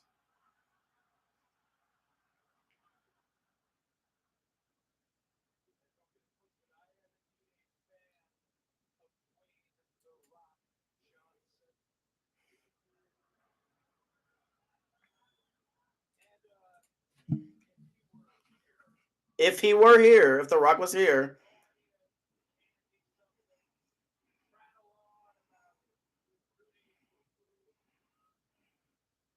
Rudy poo poo.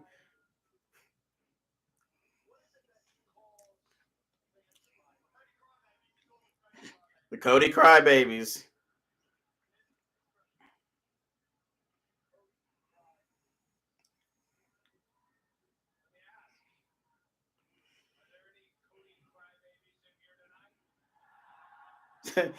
How many Cody Crybabies we got in the house tonight? Oh, the pyro. I'm hard of hearing. Yeah, let's just say that Cody Rhodes' money. Let's just say Cody Rhodes' money. Yeah, there's a few. I believe whoever wins the consolation prize must. You know what? It's a very pretty consolation prize. That's a damn good looking new variation of the big gold belt.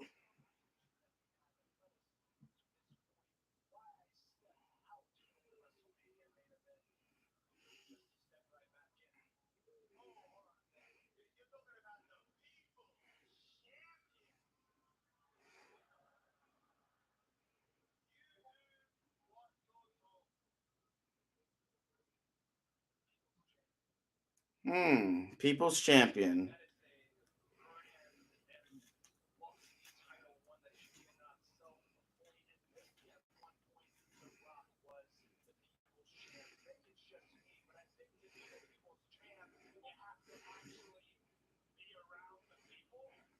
Ooh, got to be around the people to be the people's champ. He used to.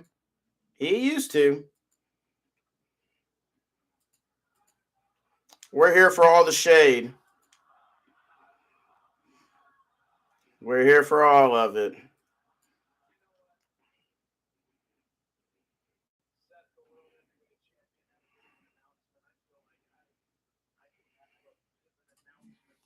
Oh, Cody's got an announcement. Hold on.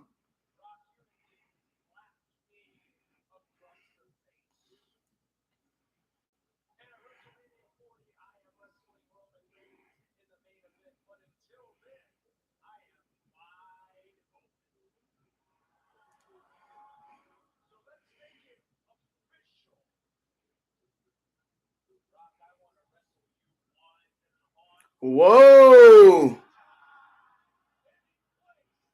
Cody throwing down a challenge to wrestle The Rock anytime, any place. Uh-oh. Hold it. And the crowd's chanting now. They want it now. All right, you're chanting yes. Sounded like now.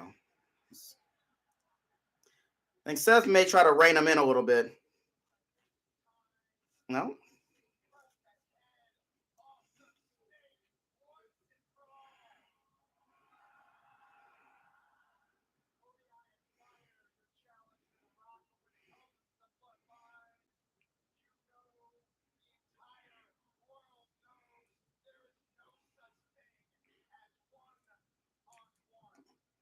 Never is one-on-one.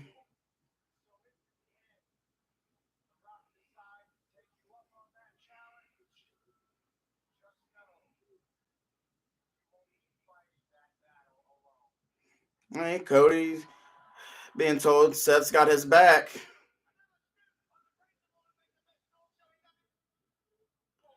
Oh, Austin Theory trying to buck up now to Cody. And he just snatched the mic from his man Grayson Waller.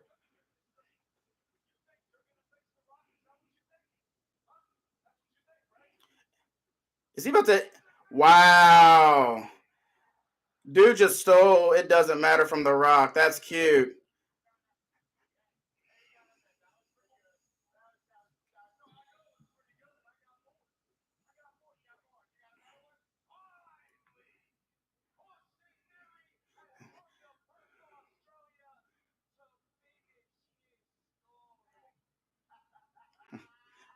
Austin Theory trying to finish his little story.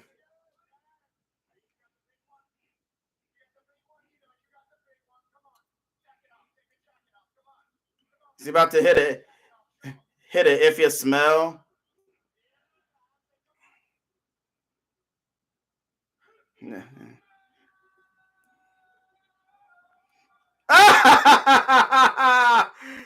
Getting his shit pushed in, and a Cody cutter.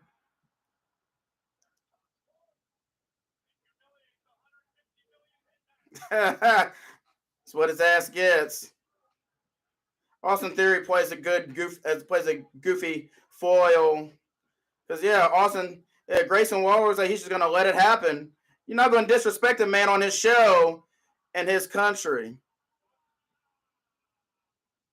Yep, and he just let it happen. Like, you ain't about to disrespect me on my show and my country in front of my people.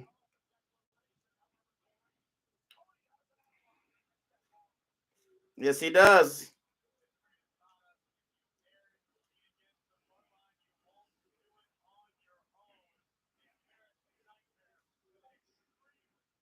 Cody makes the challenge to The Rock. Anytime, anywhere. We're tearing the setup.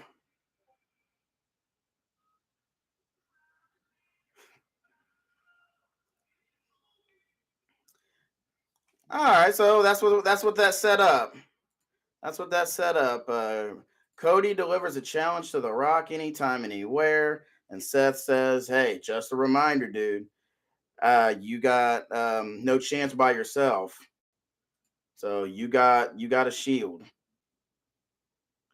So that's why. Man, come on, y'all. Y'all's a company full of grown people. You gotta be better than this. The reason for the screen blackout was because the entire front row was flipping Dominic off. Man, come on. Be better. Let that stuff happen. So that explains that. Man, but you know what? That was a good little piece of business, and everybody got big pops. Oh, Cody now challenges The Rock as well. So hold on, what's it gonna be like here? So here's what I would do. You got to do, if Cody beats The Rock, then he gets Roman, and then he beats Roman with help from The Rock. That's an idea just being thrown out. Not saying that would be exactly what I would do, but hey, it's a decent thought. You know, Cody's got to jump through more hoops, and The Rock's a big one.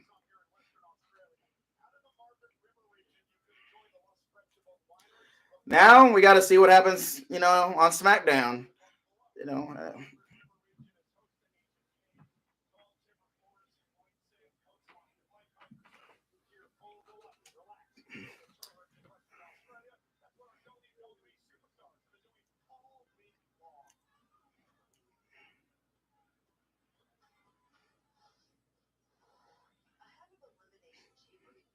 looks like everybody's been getting to unwind and kick it with yeah, local nonprofits.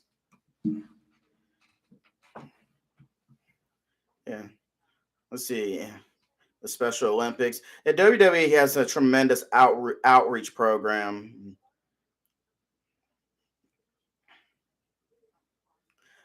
You know, you really look at WWE differently from viewing the content when you're a parent. You know, because I always say, like, I'm glad my daughter's, you know, favorite wrestler is somebody that can be seen as a legit real life role model. Because my role model as a kid was this dude, and he wasn't a role model. Granted, I wasn't crazy enough to go out and put my hands on the elderly, or the way that Steve used to do to Vince, and Vince was in his early 50s at the time. We weren't, no, weren't going to do anything like that.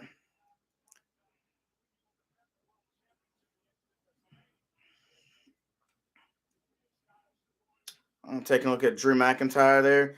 Drew McIntyre, the most savage man on Twitter. KO.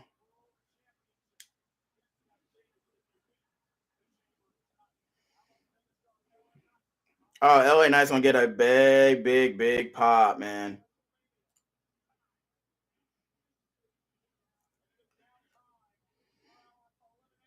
Yep, which means that it's time for the men's chamber.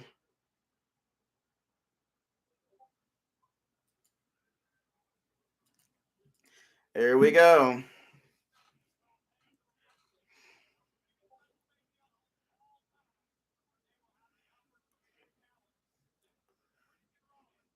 Looking forward to this match.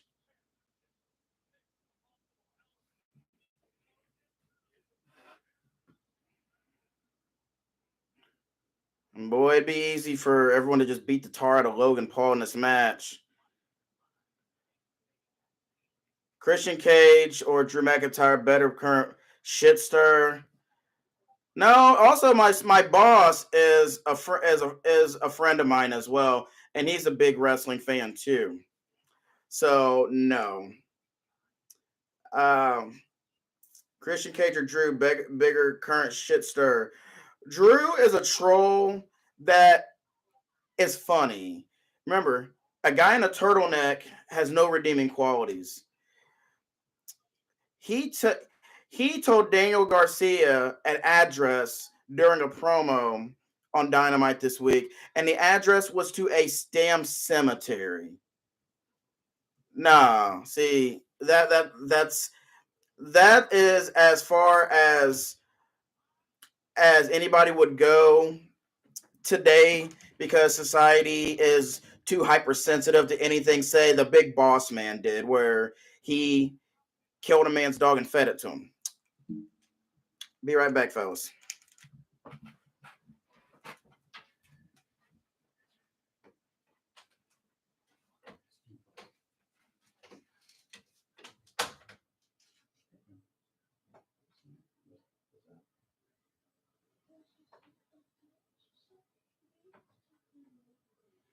Show is a 3-hour show. There's two matches left. So, what's going on? Speak up.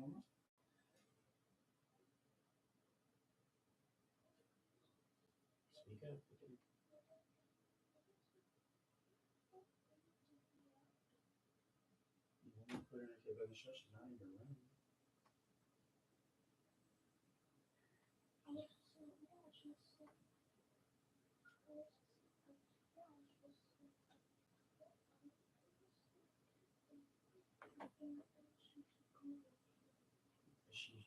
Michelle, she bothering you?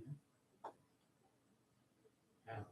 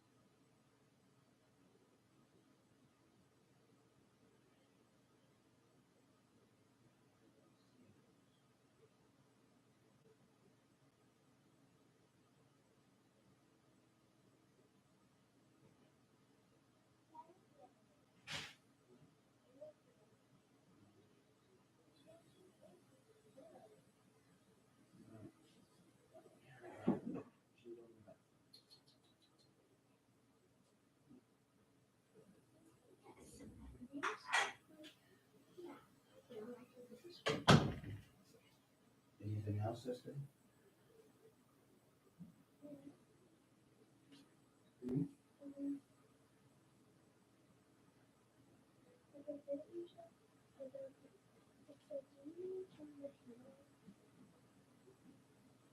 Hit a kick on sound. Just turn it off.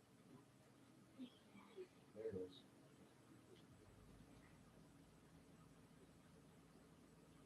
Anything else right now?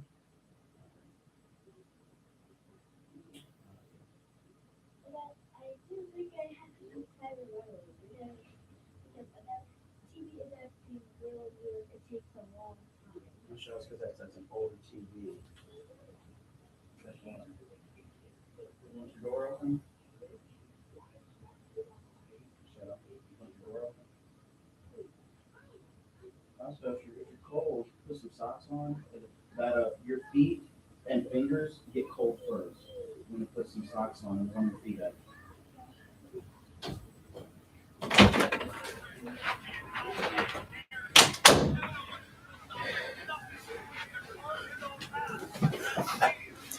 Yeah, I remember the pepper steak. And then we wound up getting the horrendous Kennel from Hell match.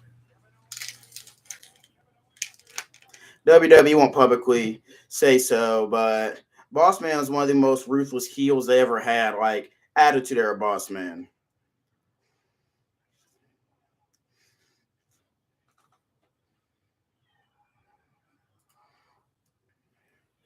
But KO's out first. Da, da, da, da, da, da. Thankfully, his music's never been changed.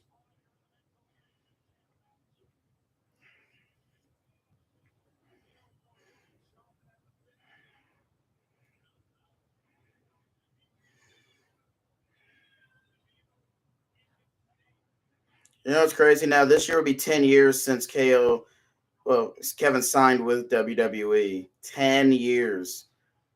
9 since he made his main roster debut. Hey, my man, the Almighty.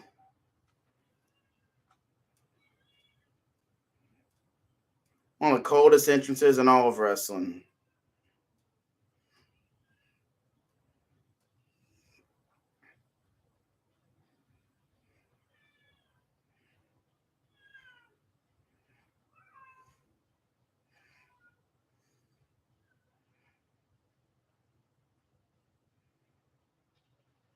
Hey, new pyro for Bobby. Let's go.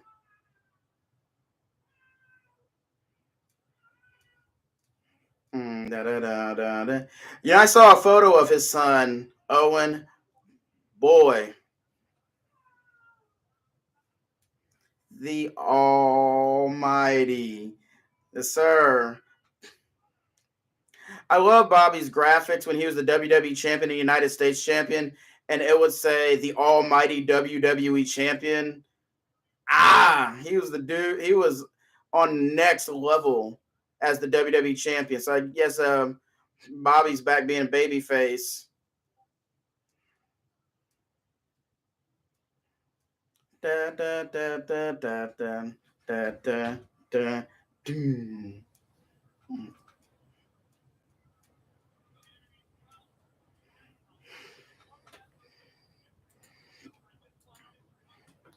Da, da, da, da, da, da, da, da, da, da, da, da, da, da, da.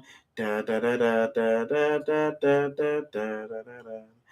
Da, da, da, da, da, da, da, mm, mm, mm, mm. Y'all gonna mention Bronson Reed just became a dad? They should.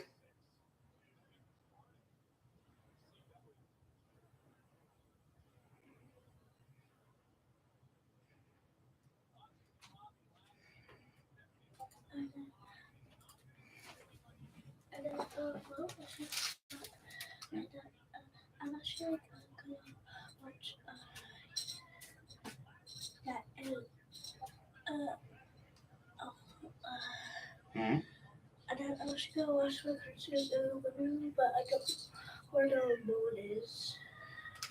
Get that set up.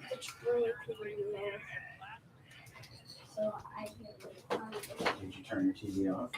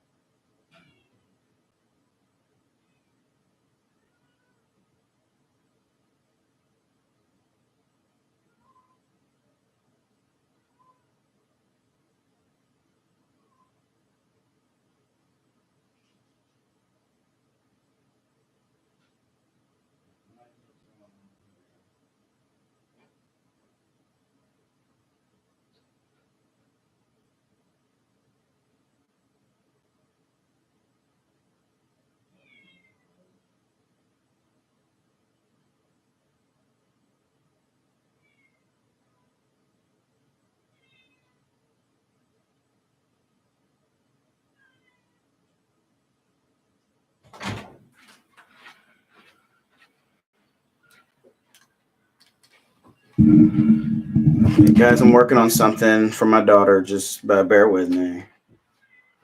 Priorities.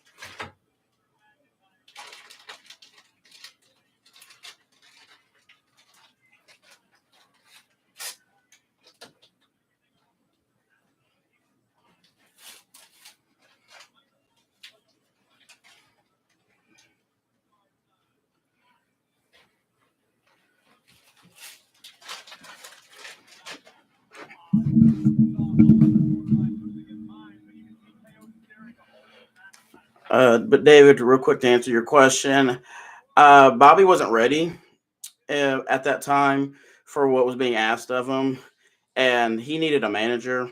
And at that time, WWE was not really wasn't doing managers, and he couldn't talk. Um, so no, he wasn't ready then.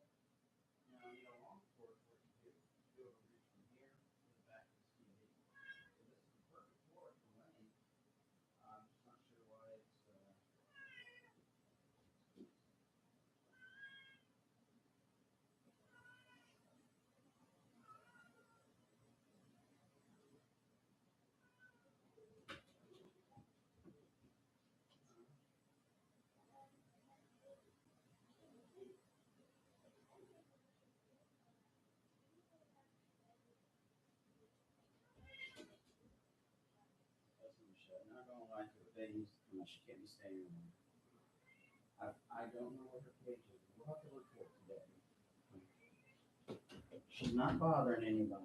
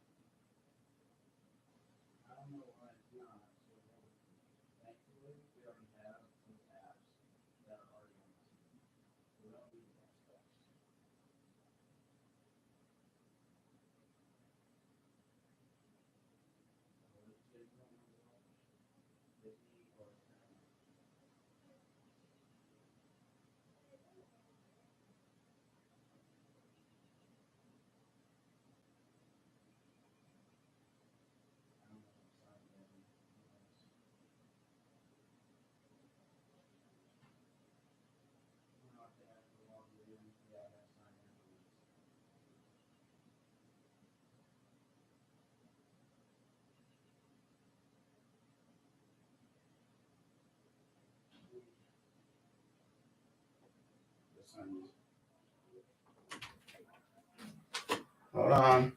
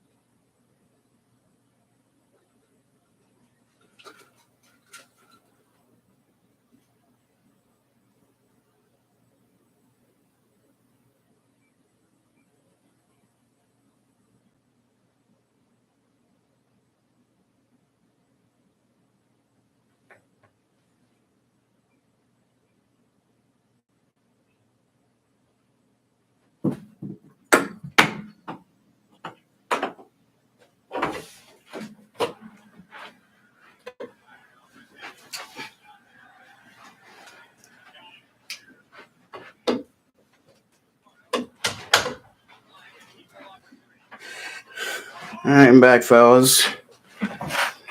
Appreciate everyone's patience. Let's see what I missed here. I had to go set up Paramount Plus for my daughter. Oh, I see a Codebreaker by KO.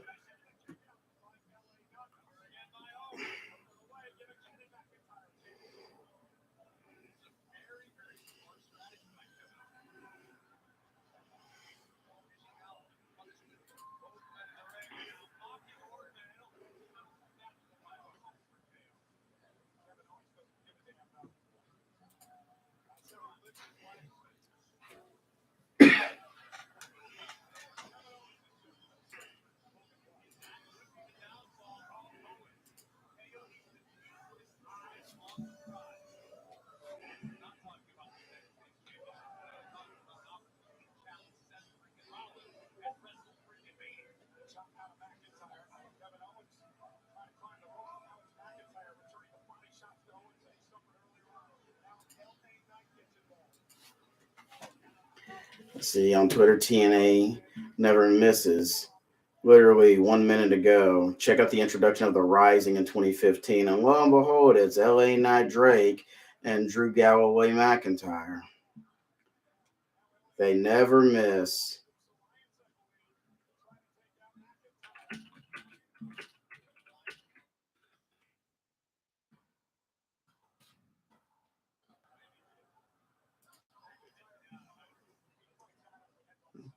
Hopefully, I didn't miss too much in this match. Let's see, KO is the first to enter. Okay.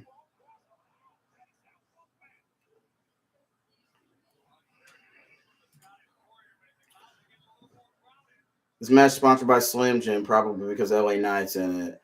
And they're actually using for ones, they're using Slim Jim sticks. That's kind of cute. All right, let's see who's next in. Bro, what in the world is Logan Paul doing being rated higher than Bobby Lashley? Like, get out of here. Let's be real here. And it is the Almighty that enters. Business is about to pick up. Man does not age. Thank goodness for being black.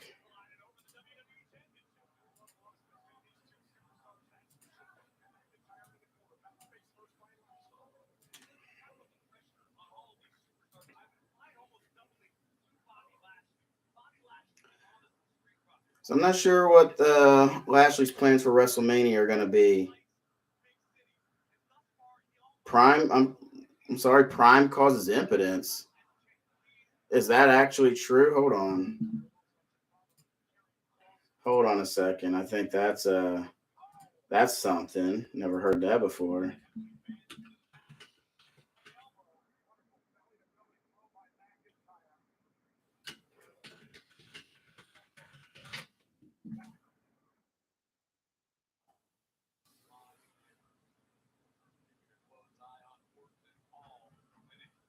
I can't believe I just that's a sentence I just typed.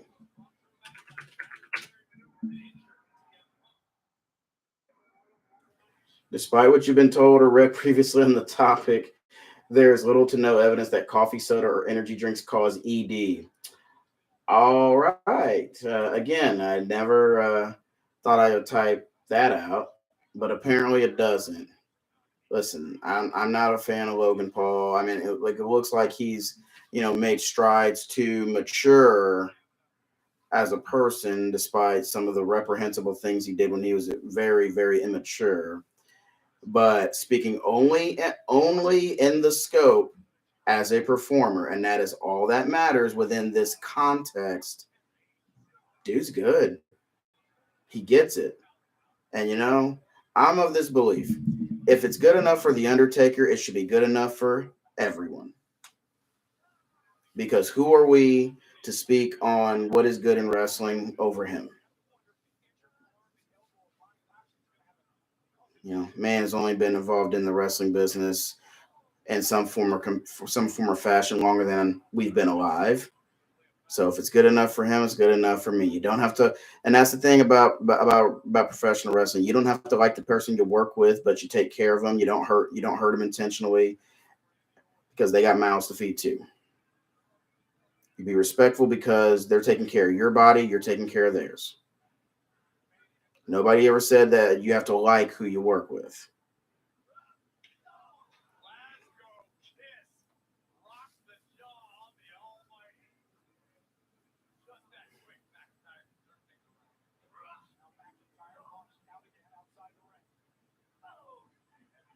Yeah, by all means, that'll be a good zinger to give him if you ever happen to get the privilege to see the guy perform. That'd be a really good one. Oh, big ass Dominator. Ooh, how much of a hoss do you have to be to hit the Dominator on Drew McIntyre with ease? But man, Bobby Lashley's built completely different.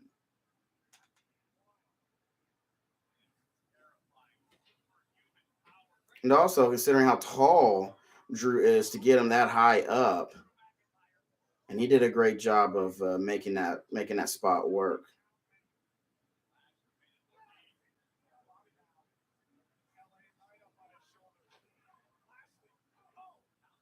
All right, super kick by LA, KO on LA, and rolls up and kicks out of that from Lashley.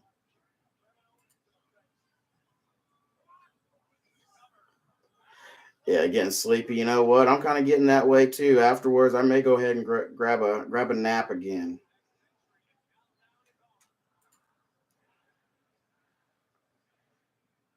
All right,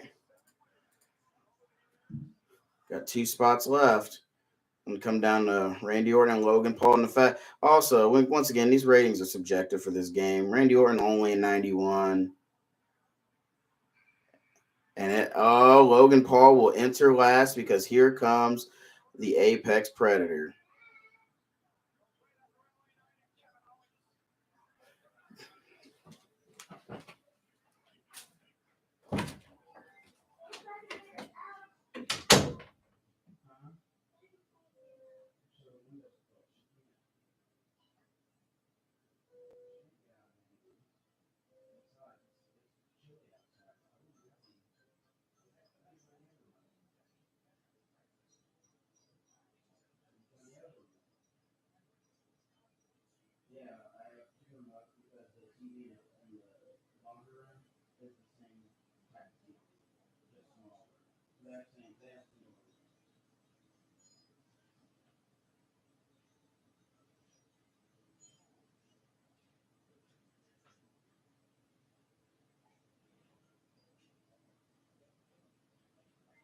You're welcome, Drew.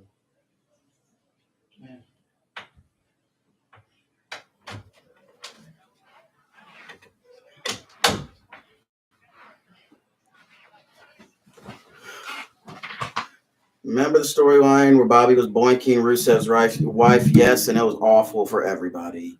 Awful creative, misuse of talent. It was bad.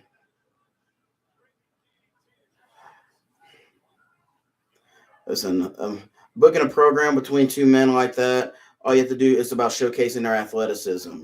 They're not big promo guys. They didn't exactly set the world on fire.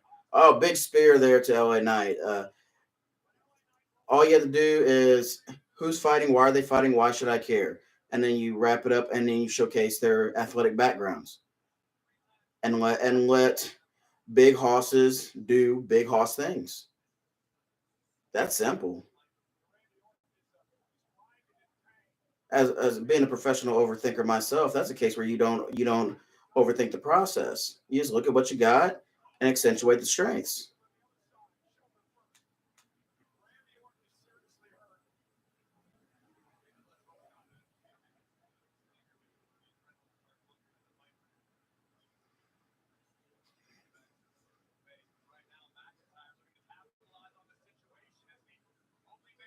I want to see what Drew's got cooking here with LA Knight. All right, big DDT on the outside of the ring. Oof.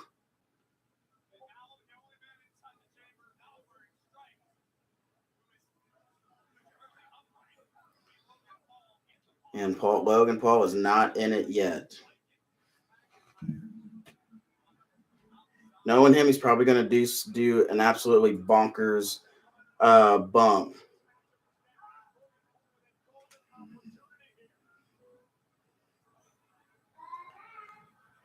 All right. Be right back again.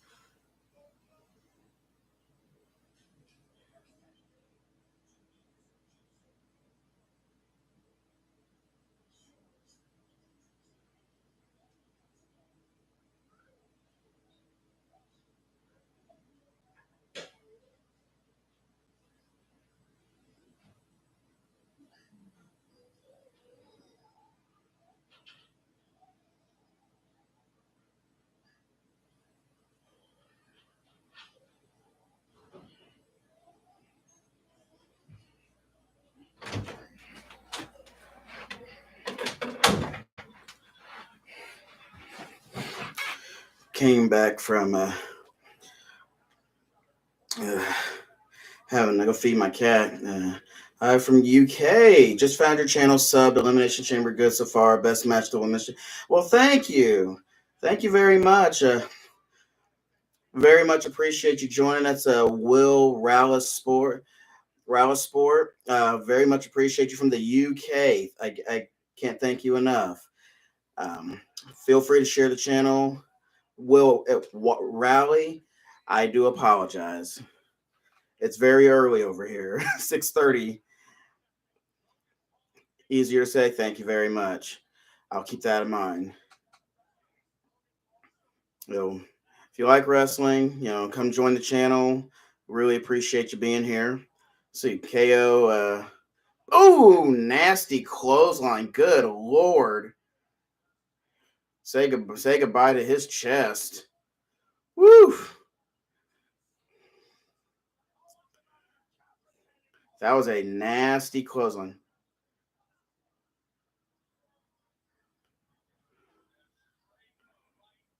Oh, yeah. Oh, shit. He said, and jeez. KO launched into the pod by Bobby Lashley. Uh-oh. Are we set up to spear Logan Paul? Let's go. Oh, let's go. Oh, that was nasty. Oh, man. Let's go. Yeah, holy shit. Indeed. Yeah. Don't censor the chant, please. Just let it go. It's 12:30 here a.m. here in the UK. Watched wrestling since 1990. Got a tiny wrestling YouTube channel. This match is good. And you know what?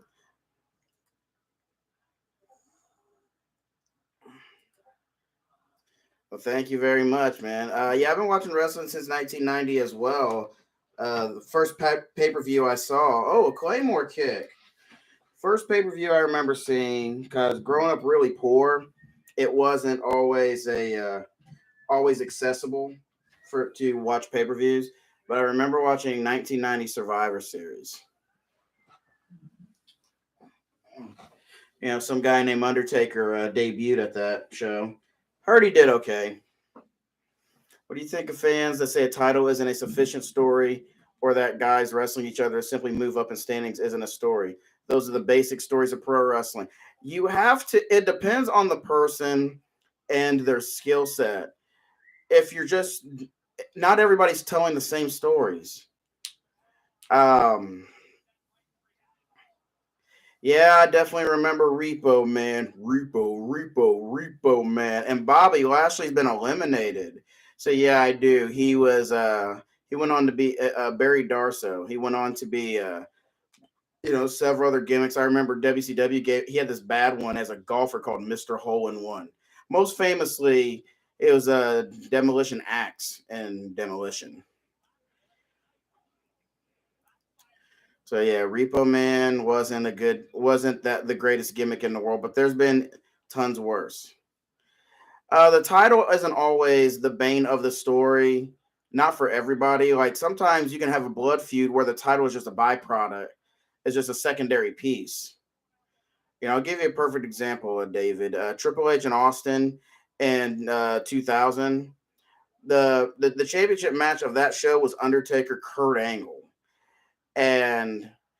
But the blood feud of Hunter and Austin was the draw of the show. My mom and dad were just a few weeks from being married during Survivor Series 1990. Yeah, I got Drew winning too. Just makes sense, especially with Punk being out. This is the second option, and a hell of a second option. Oh, big superplex from the top rope by LA Knight. I'll tell you what. Oh, and go for the RKO and a BFT on Orton. It was just under a year from being born. I was 3 years old. Wait, who's it? Oh, AJ Styles. Whoa! AJ attacking LA Knight. Oh, man. What is going on here? On that note, I have to step out for a moment. Hold on.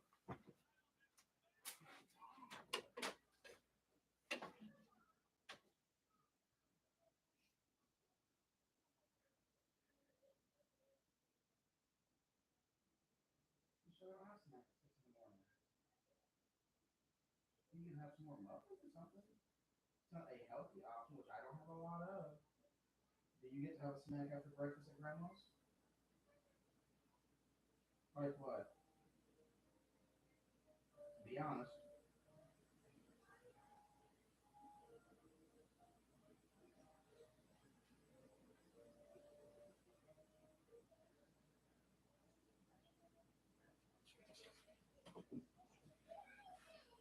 So I don't have any healthy snack options like at mom's. I really don't. Like everything up here, it's all sugary stuff.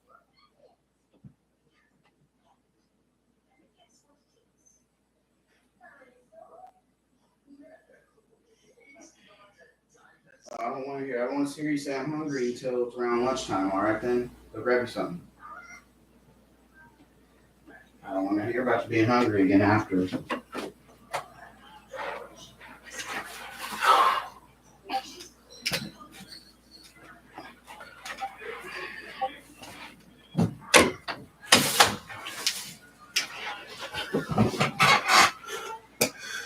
All right, had to step out once again. And my daughter's up, same time. All right, here we go, and KO and Logan brawl.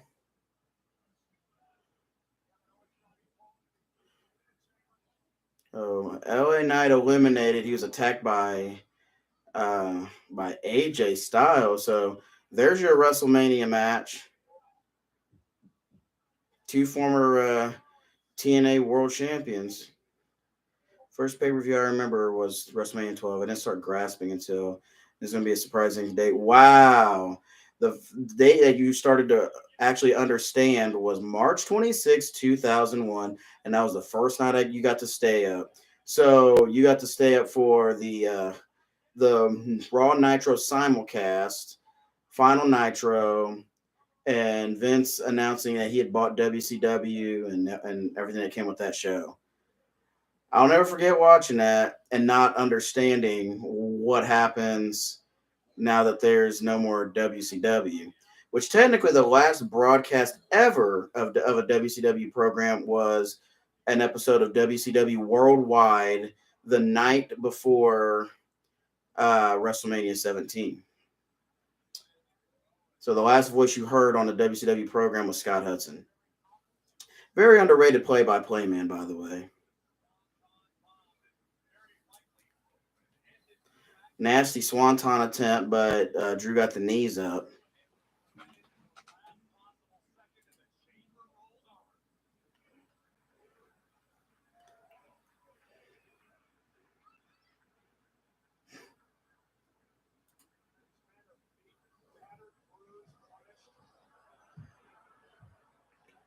So it looks like we are actually going to be getting KO, probably KO and Logan at Mania for the U.S. title, which, hey, I'm cool with. Then the next week I had on TNT expecting Nitro because I thought it had been saved at the end. See, I had never seen the episode where Bischoff called in talking about the pop-up powerbomb, talking about buying the company because he had a deal and then the deal fell through. I never saw that. But yeah, it was weird. And then, from a mainstream perspective, the business was not better off as the years passed because you've got to have in any market, you've got to have a consumer must have choices. It's like imagine a world. Oh, RKO. It's like imagine a world where the only big name place you can go shopping for anything is Walmart. KO is eliminated via RKO.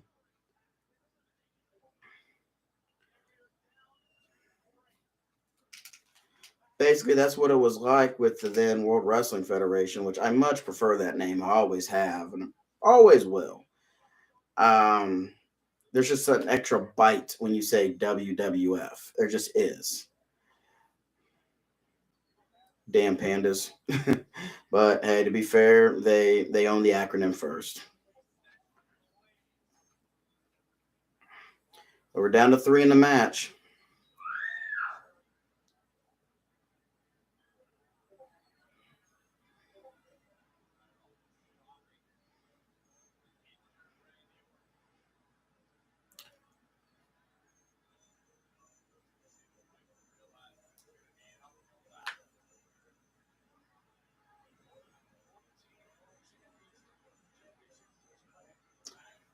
Yeah, Orton's favoring his back hard.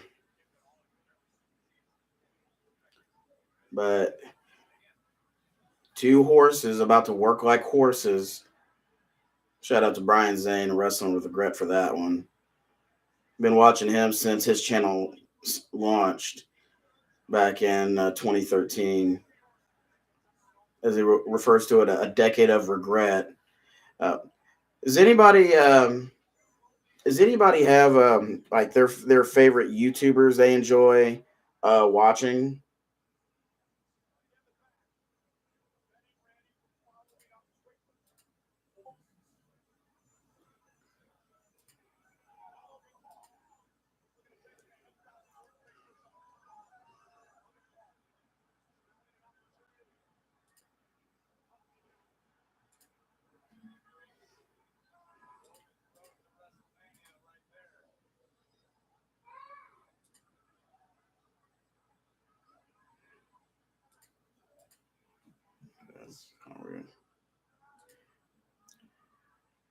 Yeah, some of my favorite wrestling YouTubers, obviously, Kicking It with Ross.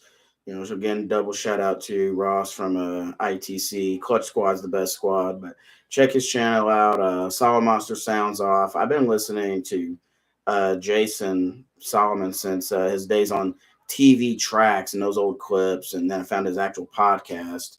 I like Dave Knows Wrestling. Still rock with all the guys who started at What Culture. There's Cultaholic and Wrestle Talk and Parts Fun Known. There's a lot of wrestling channels worth following. Of course, WrestleMania. RKO attempt by Randy, and nice cutter by Drew. Trying to think of some other ones.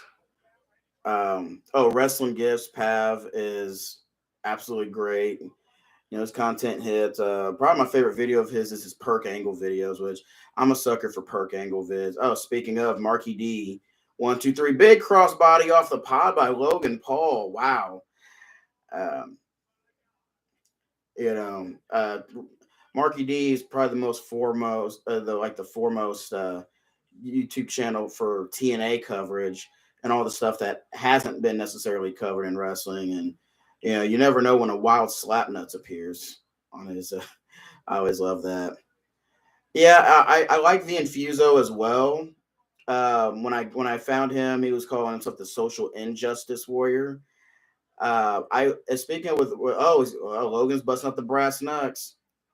Speaking of a wrestling with a Grant and V Infuso, their collaboration for reviewing Hogan Knows Best. Just another reminder watching that show that wrestling fans would almost watch anything. But boy, that show aged like rancid milk. Oh, big RKO, a flying RKO by Randy Orton, wiping out Logan Paul. Yeah, wrestling with regret. It's been really cool to see. Um, and Logan Paul was eliminated. Seeing Brian's progression and becoming less ranty and angry has been pretty cool. And all of his side characters, Big Hoss McGraw, Mike the Maleficent, Love Machines, his Vince Russo impersonation, and his Russo Will Change Your Life video is super funny. It's a shame that Jim Cornette blocked him because those two had really good chemistry. Yeah. Grimm's Toy Show, I don't actively watch anymore. I'm still subscribed to it, and he's doing great. I just have a lot of channels and nowhere near the time. And another channel I want to give a shout out to that is very underrated. We Are Pro Wrestling. James at We Are Pro Wrestling. His From the Vault series is outstanding. He does all of his homework, his research, and breaks down old pay-per-views and retrospectives on you know wrestlers' times in a certain promotion or what have you. Going for the draping DDT from Orton, bam, hit with the vintage. So yeah, check out We Are Pro Wrestling.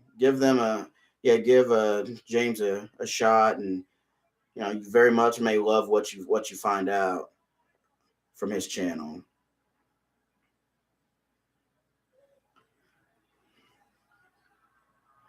Randy is trying to finish off Drew McIntyre.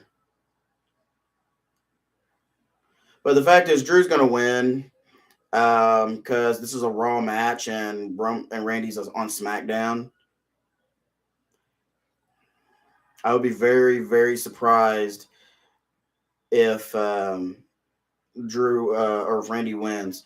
I like some of Grimm's names for wrestlers. He used to call Roman Foreskin Reigns. Ew. I don't know why another dude needs to be talking about somebody else's talking about foreskin, but hey, whatever floats it, All right, goes to the RKO. Big spine buster. Let's go. I will never not love a good spine buster.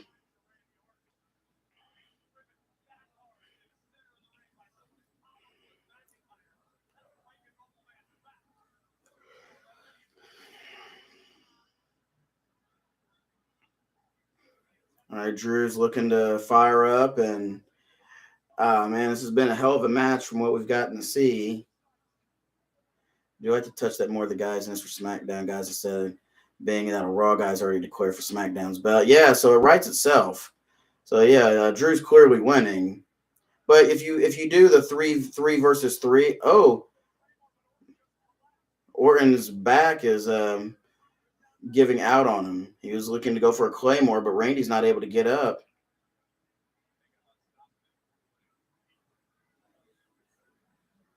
Referee is really looking over at Randy.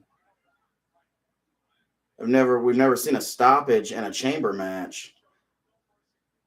What is Logan Paul still doing out on the outside?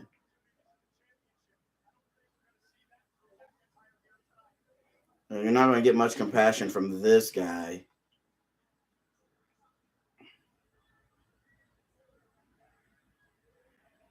Oh, what's Cole doing? He's standing up and expecting something big, looks like.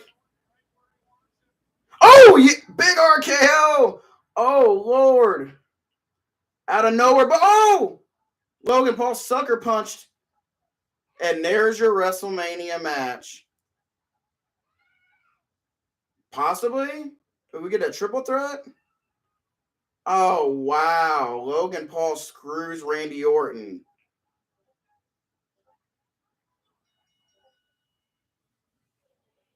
Wow. So, yeah, Randy's got to fade Logan Paul. Ain't no way. Ain't no way. Drew McIntyre, as expected, is going to face Seth Rollins at WrestleMania for the World Heavyweight Championship. But no, if you're Randy Orton, you got to run the fade. I'll be right back.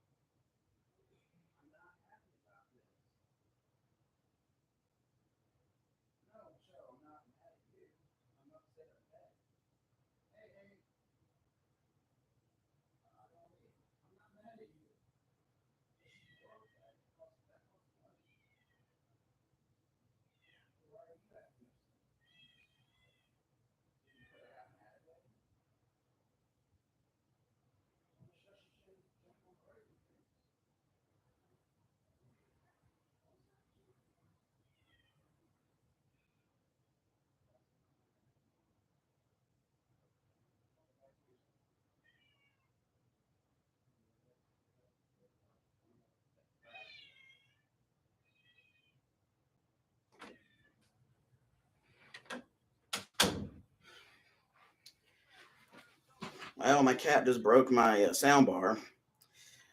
Let's see. What are some of your favorite wrestling podcasts? Or what about wrestling podcasts besides yours? What are your favorite? Well, My show is not exactly wrestling. It's more about your childhood nostalgia, but we do talk wrestling a little bit on there. I will be getting that going soon. That may be video only at this point. But my favorite, obviously, Solid Monster Sounds Off has been my go-to for years. Back when he was doing it, even though it wasn't so much of a podcast but a live radio show, what I still think is the best I've ever listened to is the Taz show, Body Slams and Beyond, which old episodes are on Spotify. I do love going back there because I got to call in and talk to Taz a couple times. Um, I mean, he's the reason I use the word gimmick over and over in everyday life now. When I can't think of what to say, I just say, the gimmick. But and the overuse of the word Jones. I do like Conrad's podcast. At one point, never missing. I was never missing something to wrestle with Bruce Pritchard. Just love the stories, listening to Bruce and do his impersonations, and 83 weeks with Bischoff. I never will forget when discussing the finish of Starrcade '97, which I'll go to my grave being upset about. Same with Conrad, and he screamed at Bischoff because you could tell this one was very personal to him, and he wound up screaming, "You fucked the finish over a tan? Are you serious? Is this real?" Because he said that Sting wasn't tan enough. That was so personal to Conrad. He was so pissed. And speaking for all of us who experienced that and who were also all little stingers growing up, which that's gonna be very emotional to see Sting have his farewell match. I love what happened when with Tony. That one means a lot as a fan because I grew up with Tony Schiavone being a voice of in my house, and just him getting back into wrestling and falling in love with it again after years of just being over it.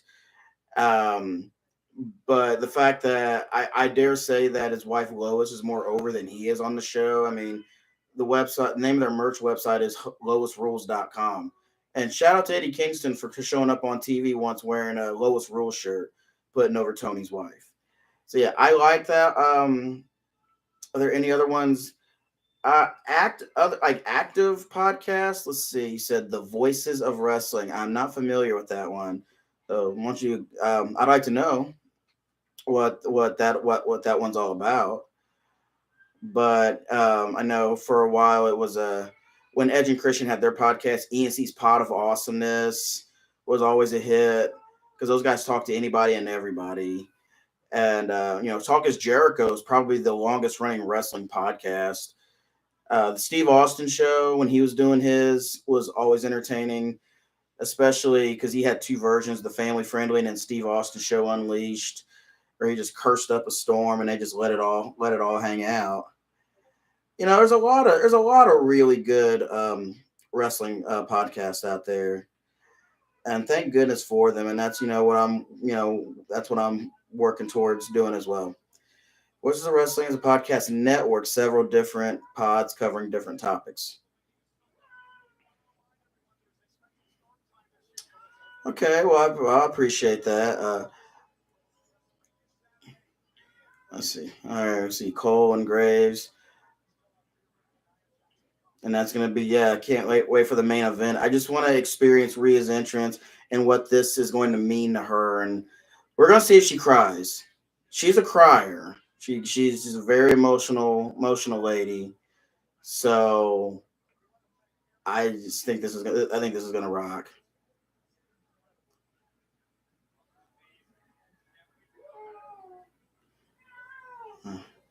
The Golden Outback. Yeah, that looks beautiful. But let's not mess with kangaroos because they're full of black Air Force energy too. I like their Days of Thunder podcast on there. It's a retrospective of Days of Thunder, and they also have You've Got to Be Kidding Me TNA retrospective. I can get with that. I do like especially six-sided ring era of TNA.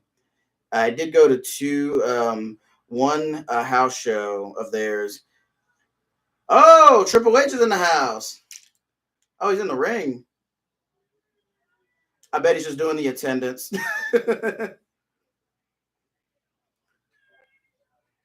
the CCO of WWE, aka the Booker. Not that it matters, but Triple H was named the Booker of the Year by the Observer. That's got to be a first uh, for them to win Booker of the Year. Days of Thunder is on WCW Thunder. That just made me think of another channel, if you've never watched it. I love Wrestling Bios. And he had a series of videos called WCW Blunder. If you Reliving the War is probably the best running series, weekly series on wrestling YouTube. They just he just got past Over the Edge 99, which was tough. But yeah, Wrestling Bios is goated.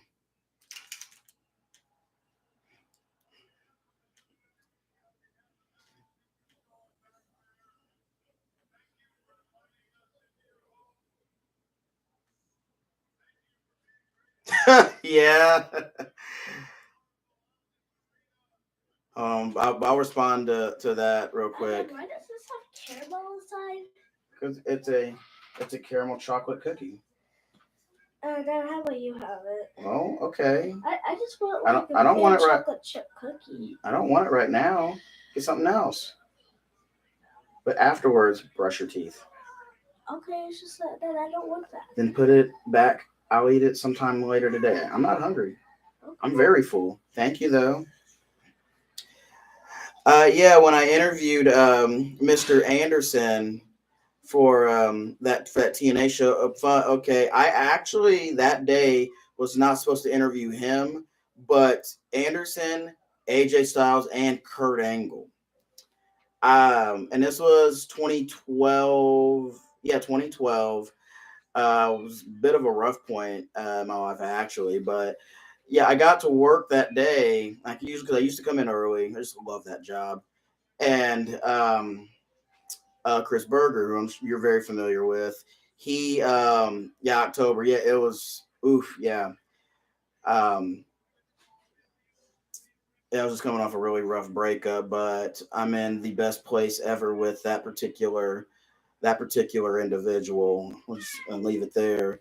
But I came in and I was told, "Hey, you want to interview some wrestlers?" I'm like, "Wait, what?" Because I never interviewed anybody at this point. So yeah, I'm like, shivering and shaking a little bit because I'm nervous. Like, wait, who? And then I'm told AJ Styles, Kurt Angle, and Mr. Anderson. I'm like, wait a minute, who? You know, and like I was geeked to no end. I was telling friends like, holy crap, dude, I'm gonna interview Kurt Angle. Da da da da da. There was a Hollywood safe zone at Three Rivers College that evening, and I was told that Kurt found out that there was a event for the kids in the area. So he's big on that. So he wanted to make that appearance. So that interview got scrapped, and I was told AJ was late, but Anderson, we were able to do a phone interview, and it was great. I didn't go. I went with no notes. Didn't think I needed notes because like I know my stuff, and I didn't talk about WWE at all because I felt that would be unprofessional given who we worked with for at the time. One thing I remember we talked about the most was his feud we had with Sting, where he actually, to play mind games with Sting, Anderson got himself the old Surfer Sting haircut and did the face paint, which I believe he said Sting did because Sting does his own face paint. And, he said that was an absolute blast to work with him and wear the old gear and everything. AJ wasn't late. He was glued to his PS3. Listen, dude is probably the biggest gamer in all of wrestling. And that says a lot when Shelton Benjamin is still around. Let me get my door real quick.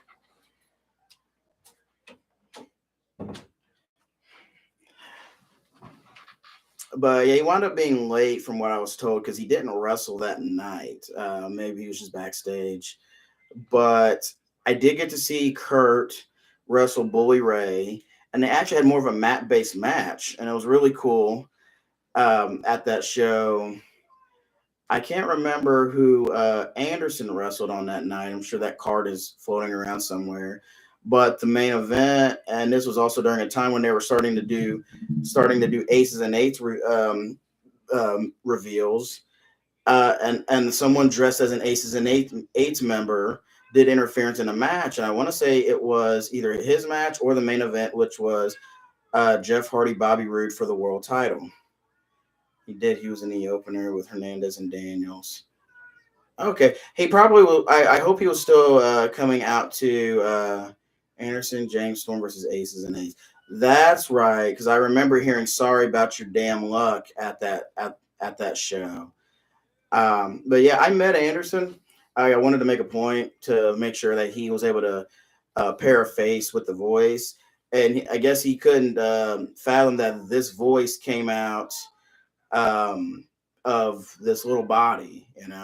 Yeah, I remember that was the main event. Anderson actually he asked me if I wanted to get involved with his match, and I said I was not in the best headspace, and looking back, my dumb ass said no.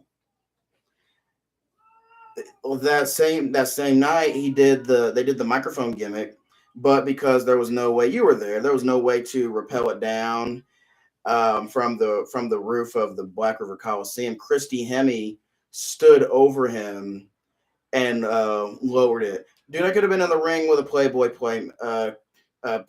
cover model, and I said no. So that's one of those I've always wanted to slap myself over moments. All right, main event time.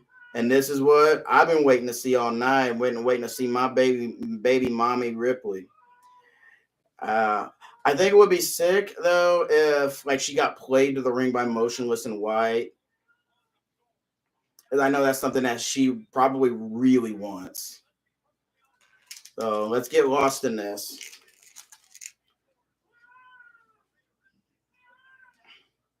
And Nia has greatly improved since she got back in the ring.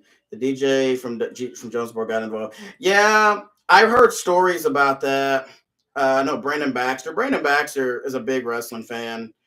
Um, but I had heard a story that there was one of those guys that like LAX did not want to work with because he wasn't rocking with them in a way that they jived with. So yeah, I've heard.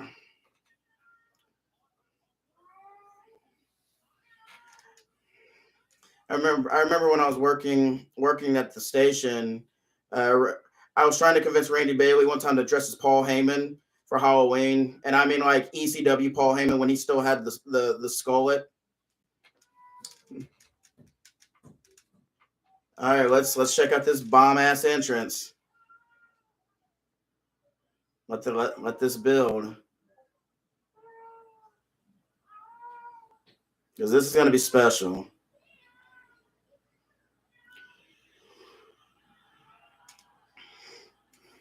Down, down, down, down. She has had two badass themes. Ash Costello of New Year's Day and Motionless in White. Breathe, the demons in your dreams. I eat, sleep, bleed. Damn.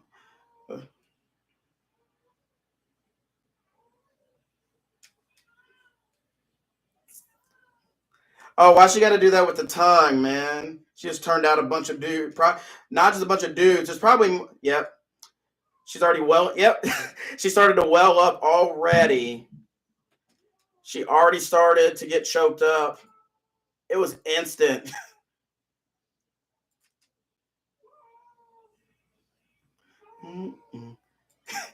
And she has had to do the thing with the tongue, man. Let's go see what Twitter's saying. This is my brutality, the demon in your dream. Oh, she's got the Aussie flag on the back of her vest. Hell yeah.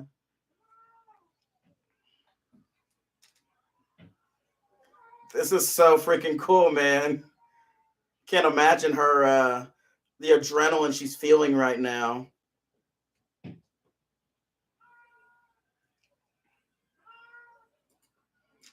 How cool, man. Yeah, I heard that Baxter did wrestle.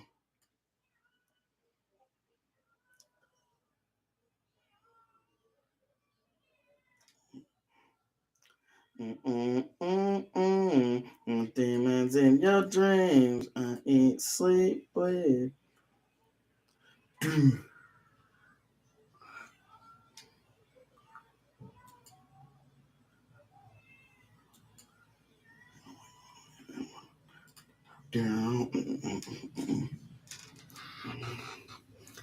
It won't be long till they break her away and she becomes I becomes their biggest female baby face. Because the crowd will not have any of her being a heel. And I always say heels that don't cheat turn babyface.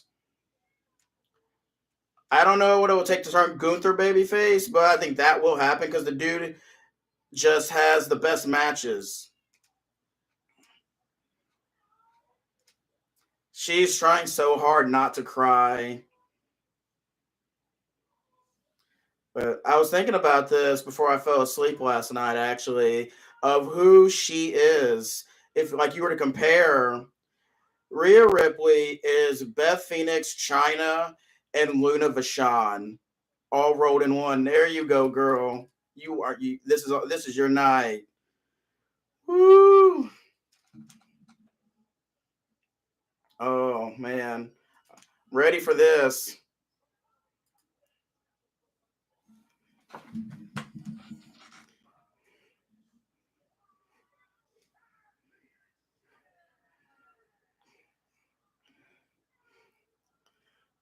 Oh yeah, this is super cool, man.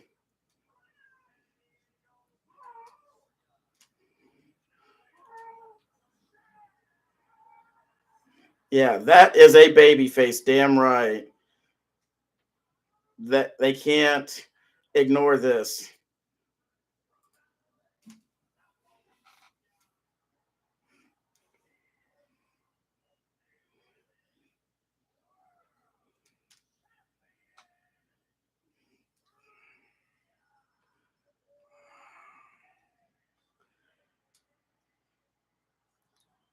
So you've been watching wrestling as long as I have. You just see somebody and you immediately know that's walking money.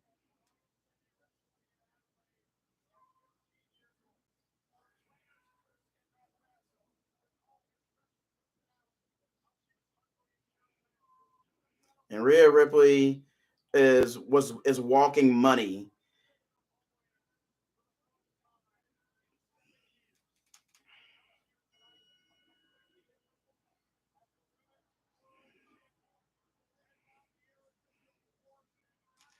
Yeah, this is super cool. And the sun is up here in Little Alba, Missouri.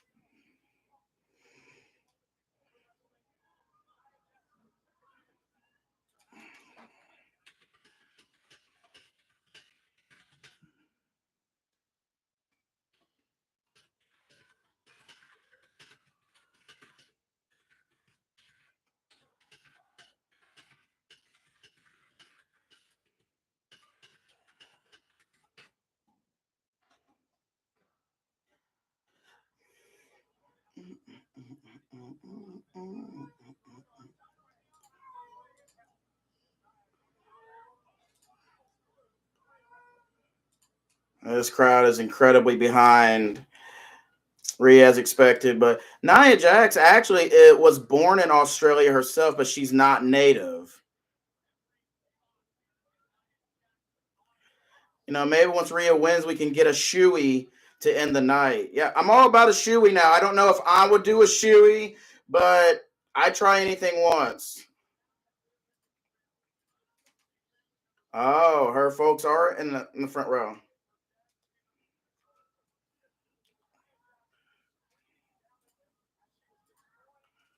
Oh, you said she did a stink face to her?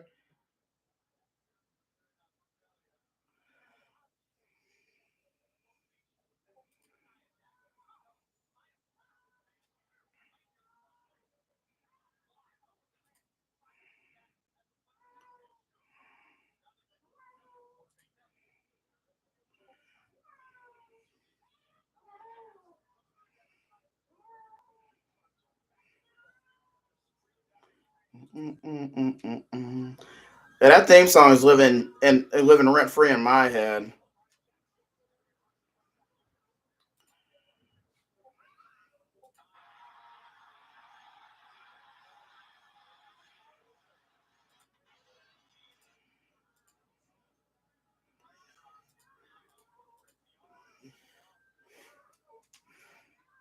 Mm. I expect this to be a good match.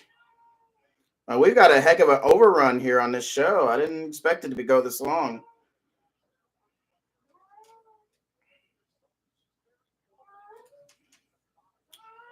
She's more polished. That helps.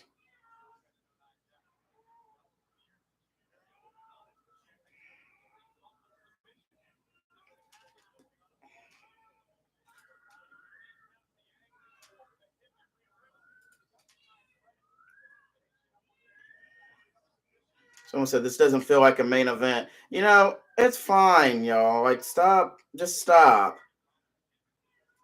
The winner of this faces Becky at WrestleMania, right? Yes, that is correct. Yeah, fitting that the next big thing of women's wrestling broke Becky's face. Yeah, you got a bit of a full circle all the way around. One moment.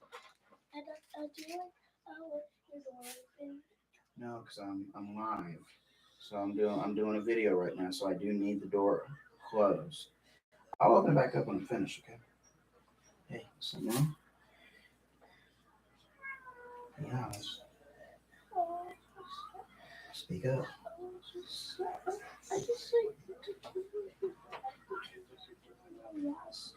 Michelle, once it's done, then I'm done. Is this the last match? Mm-hmm. These girls too. Girls are the main event. It's a big deal.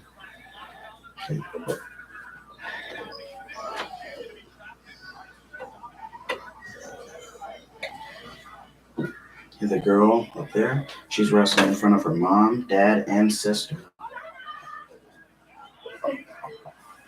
But now she's got a submission in there, so I'll be done in a while. Okay. These shows are long.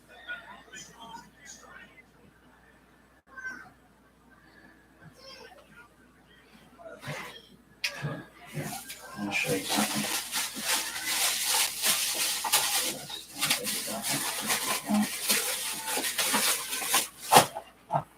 Got this book for you. 10 stories of the Berenstain Bears. Berenstain Bears go to the doctor. I think this one's about the sitter. Yeah. We got all kinds of stories you can read today. When it warms up, we can go take a walk, go ride the bike, scooter. You just go pee. That's right. This is a really good looking book, and we got to take care of it. That's yours. Maybe we should keep it in here since we can't get that back. You won't know, Michelle. I'm going to throw the bag away eventually. This is for your bookshelf. Yeah, it's a hardback book, and it's big.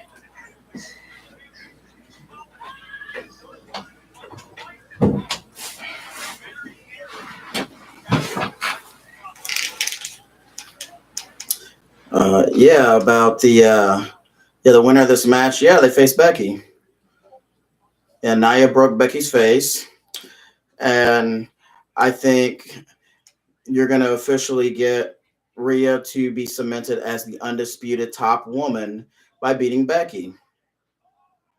Ooh.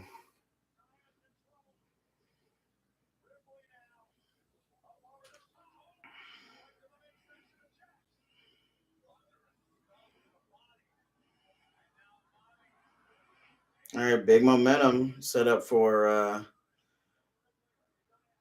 Rhea, but seems like she's having some struggles with her back. Whoa. Okay, now you know she's definitely working as a baby face because Rhea Ripley does not do top rope maneuvers. She's working heavy as a baby face.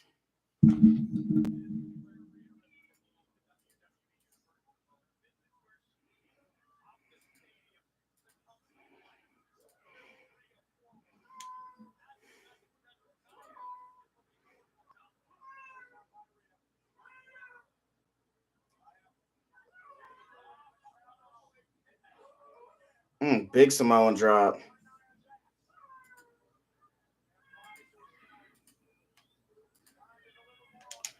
Oh,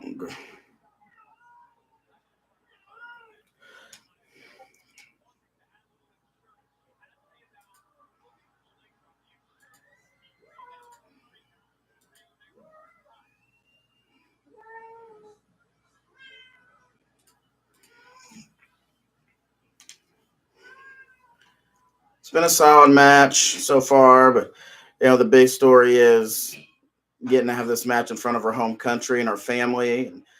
Big forearm for Naya up top.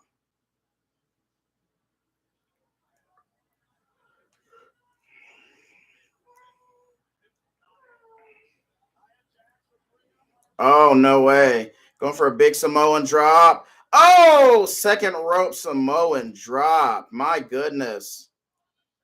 2 early kick out on 2, but her back is racked. Ooh, oh man. Woo, that had to hurt.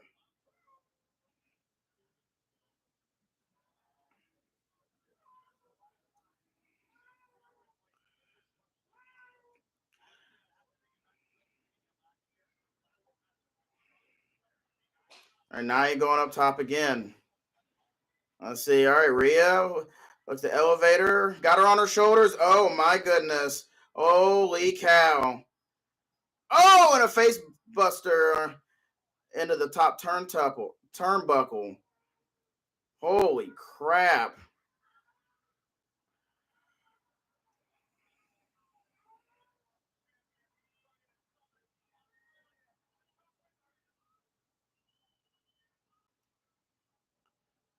Hey, and an Eddie shimmy. We're going to get a frog splash. Oh, big frog splash. And Nia kicks out at 2. That was a big spot to pull out there.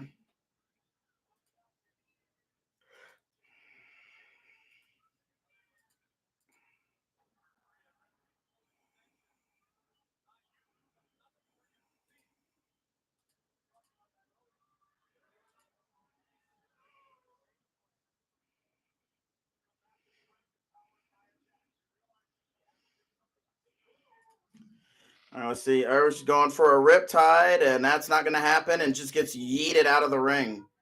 Oof.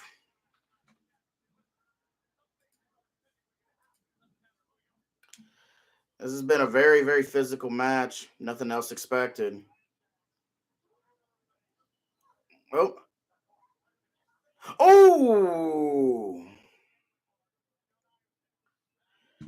Yeah.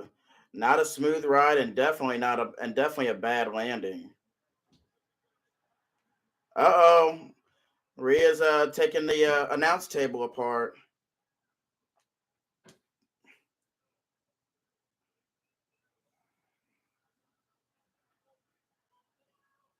We get in a table spot. Hold on. Oh, no way. What a suck it. She's trying to power bomb her. Oh, the back. At the back. Uh-oh. Samoan drop, possibly. Samoan dropped her on the announce table. Oh, man. Oh, man. Oh, man. Oh, no. But she's now, Nia standing on Corey Graves' chair, and she's going to splash her through the table. Oh, damn, throw the X up. Ooh. Oh, my goodness. That was nasty.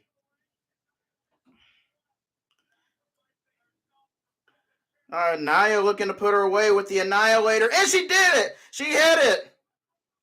Wow, 2. And Rhea powers out. Holy cow.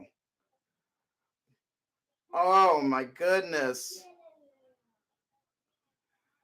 Not only the announce table spot and the splash through the elbow through the table and the Annihilator, and somehow she kicked out of that.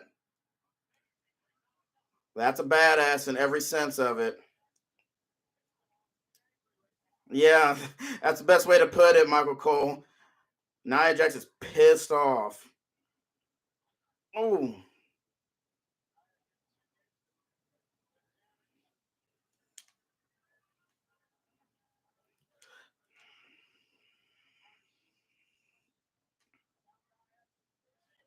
And looking for another annihilator.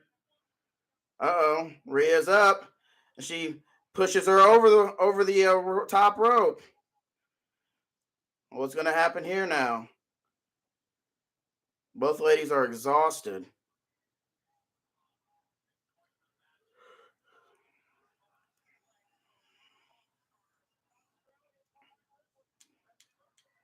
Uh-oh, wait a minute. Are we looking at a superplex spot?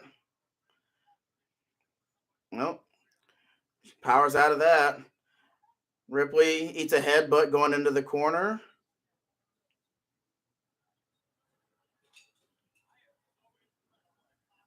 Oh my goodness, Nia Jax. She's going to the top damn rope. Are you kidding me? Wait a minute. Superplex? Superplex from the top? Oh! Woo! Superplex from the top rope. Unbelievable.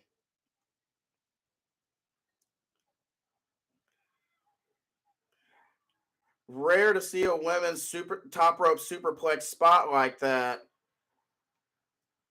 Yeah, they've been absolutely killing it. Oh, big kick.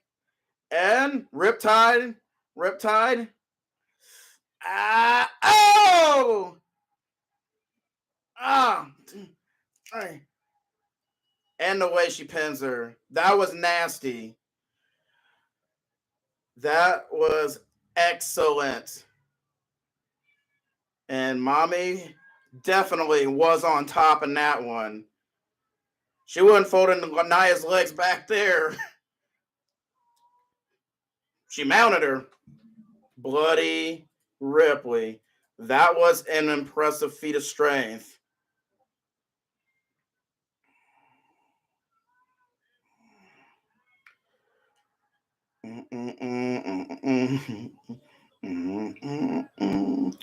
This is my brutality, the demons in your dreams. And in front of her, not just her home country, but her family, her mother and father. Awesome. Absolutely awesome. Way to go, girl. Ladies did a great job in that match. Of course, Rhea retains, and now her road to WrestleMania is set. Mommy versus the man at WrestleMania.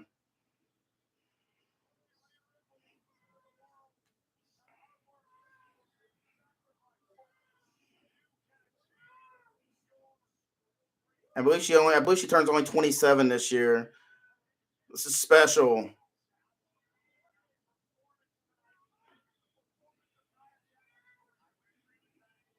I think it's okay to cry now.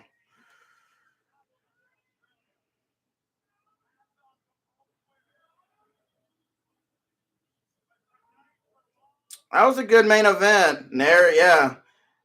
There's some Mania-esque pyro. I think that's a preview of what we're getting at Mania when she repeats. Because I have a retaining.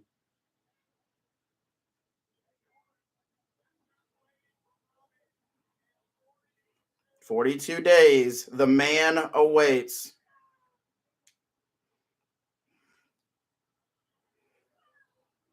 Yeah, this pyro's monstrous. Very WrestleMania-esque pyro.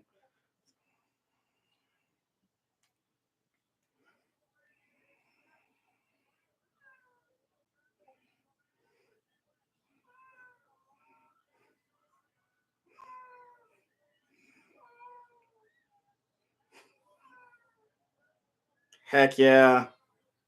That is awesome.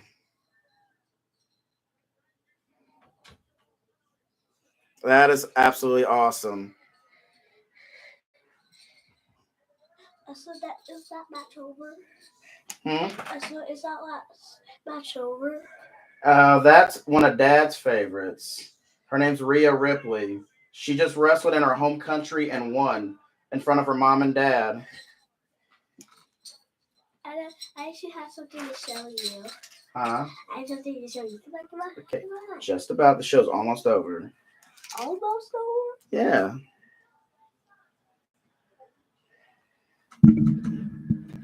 And actually, it is now. Well, folks, more important duties call, but this was a lot of fun. I thank everyone for joining in. Stream will be up. So if you like what you saw, hit the like button. If you really like what you see, hit the subscribe button and click the bell so you get notified for anything that I upload. If you want to donate to help build the cause, Cash App, Venmo are also in the description for the channel. And I thank you so much for kicking it with me. This was very unconventional for the time set, but we made it work. Any of the channels that I mentioned on here, if you haven't subscribed to them or checked them out, please do. They're absolutely dope. Great guys and gals across the platform. Check them all out. But I'm out this piece. You've been kicking it at K-Rob's Corner. We'll see you on the next one. That was nice. Thank you.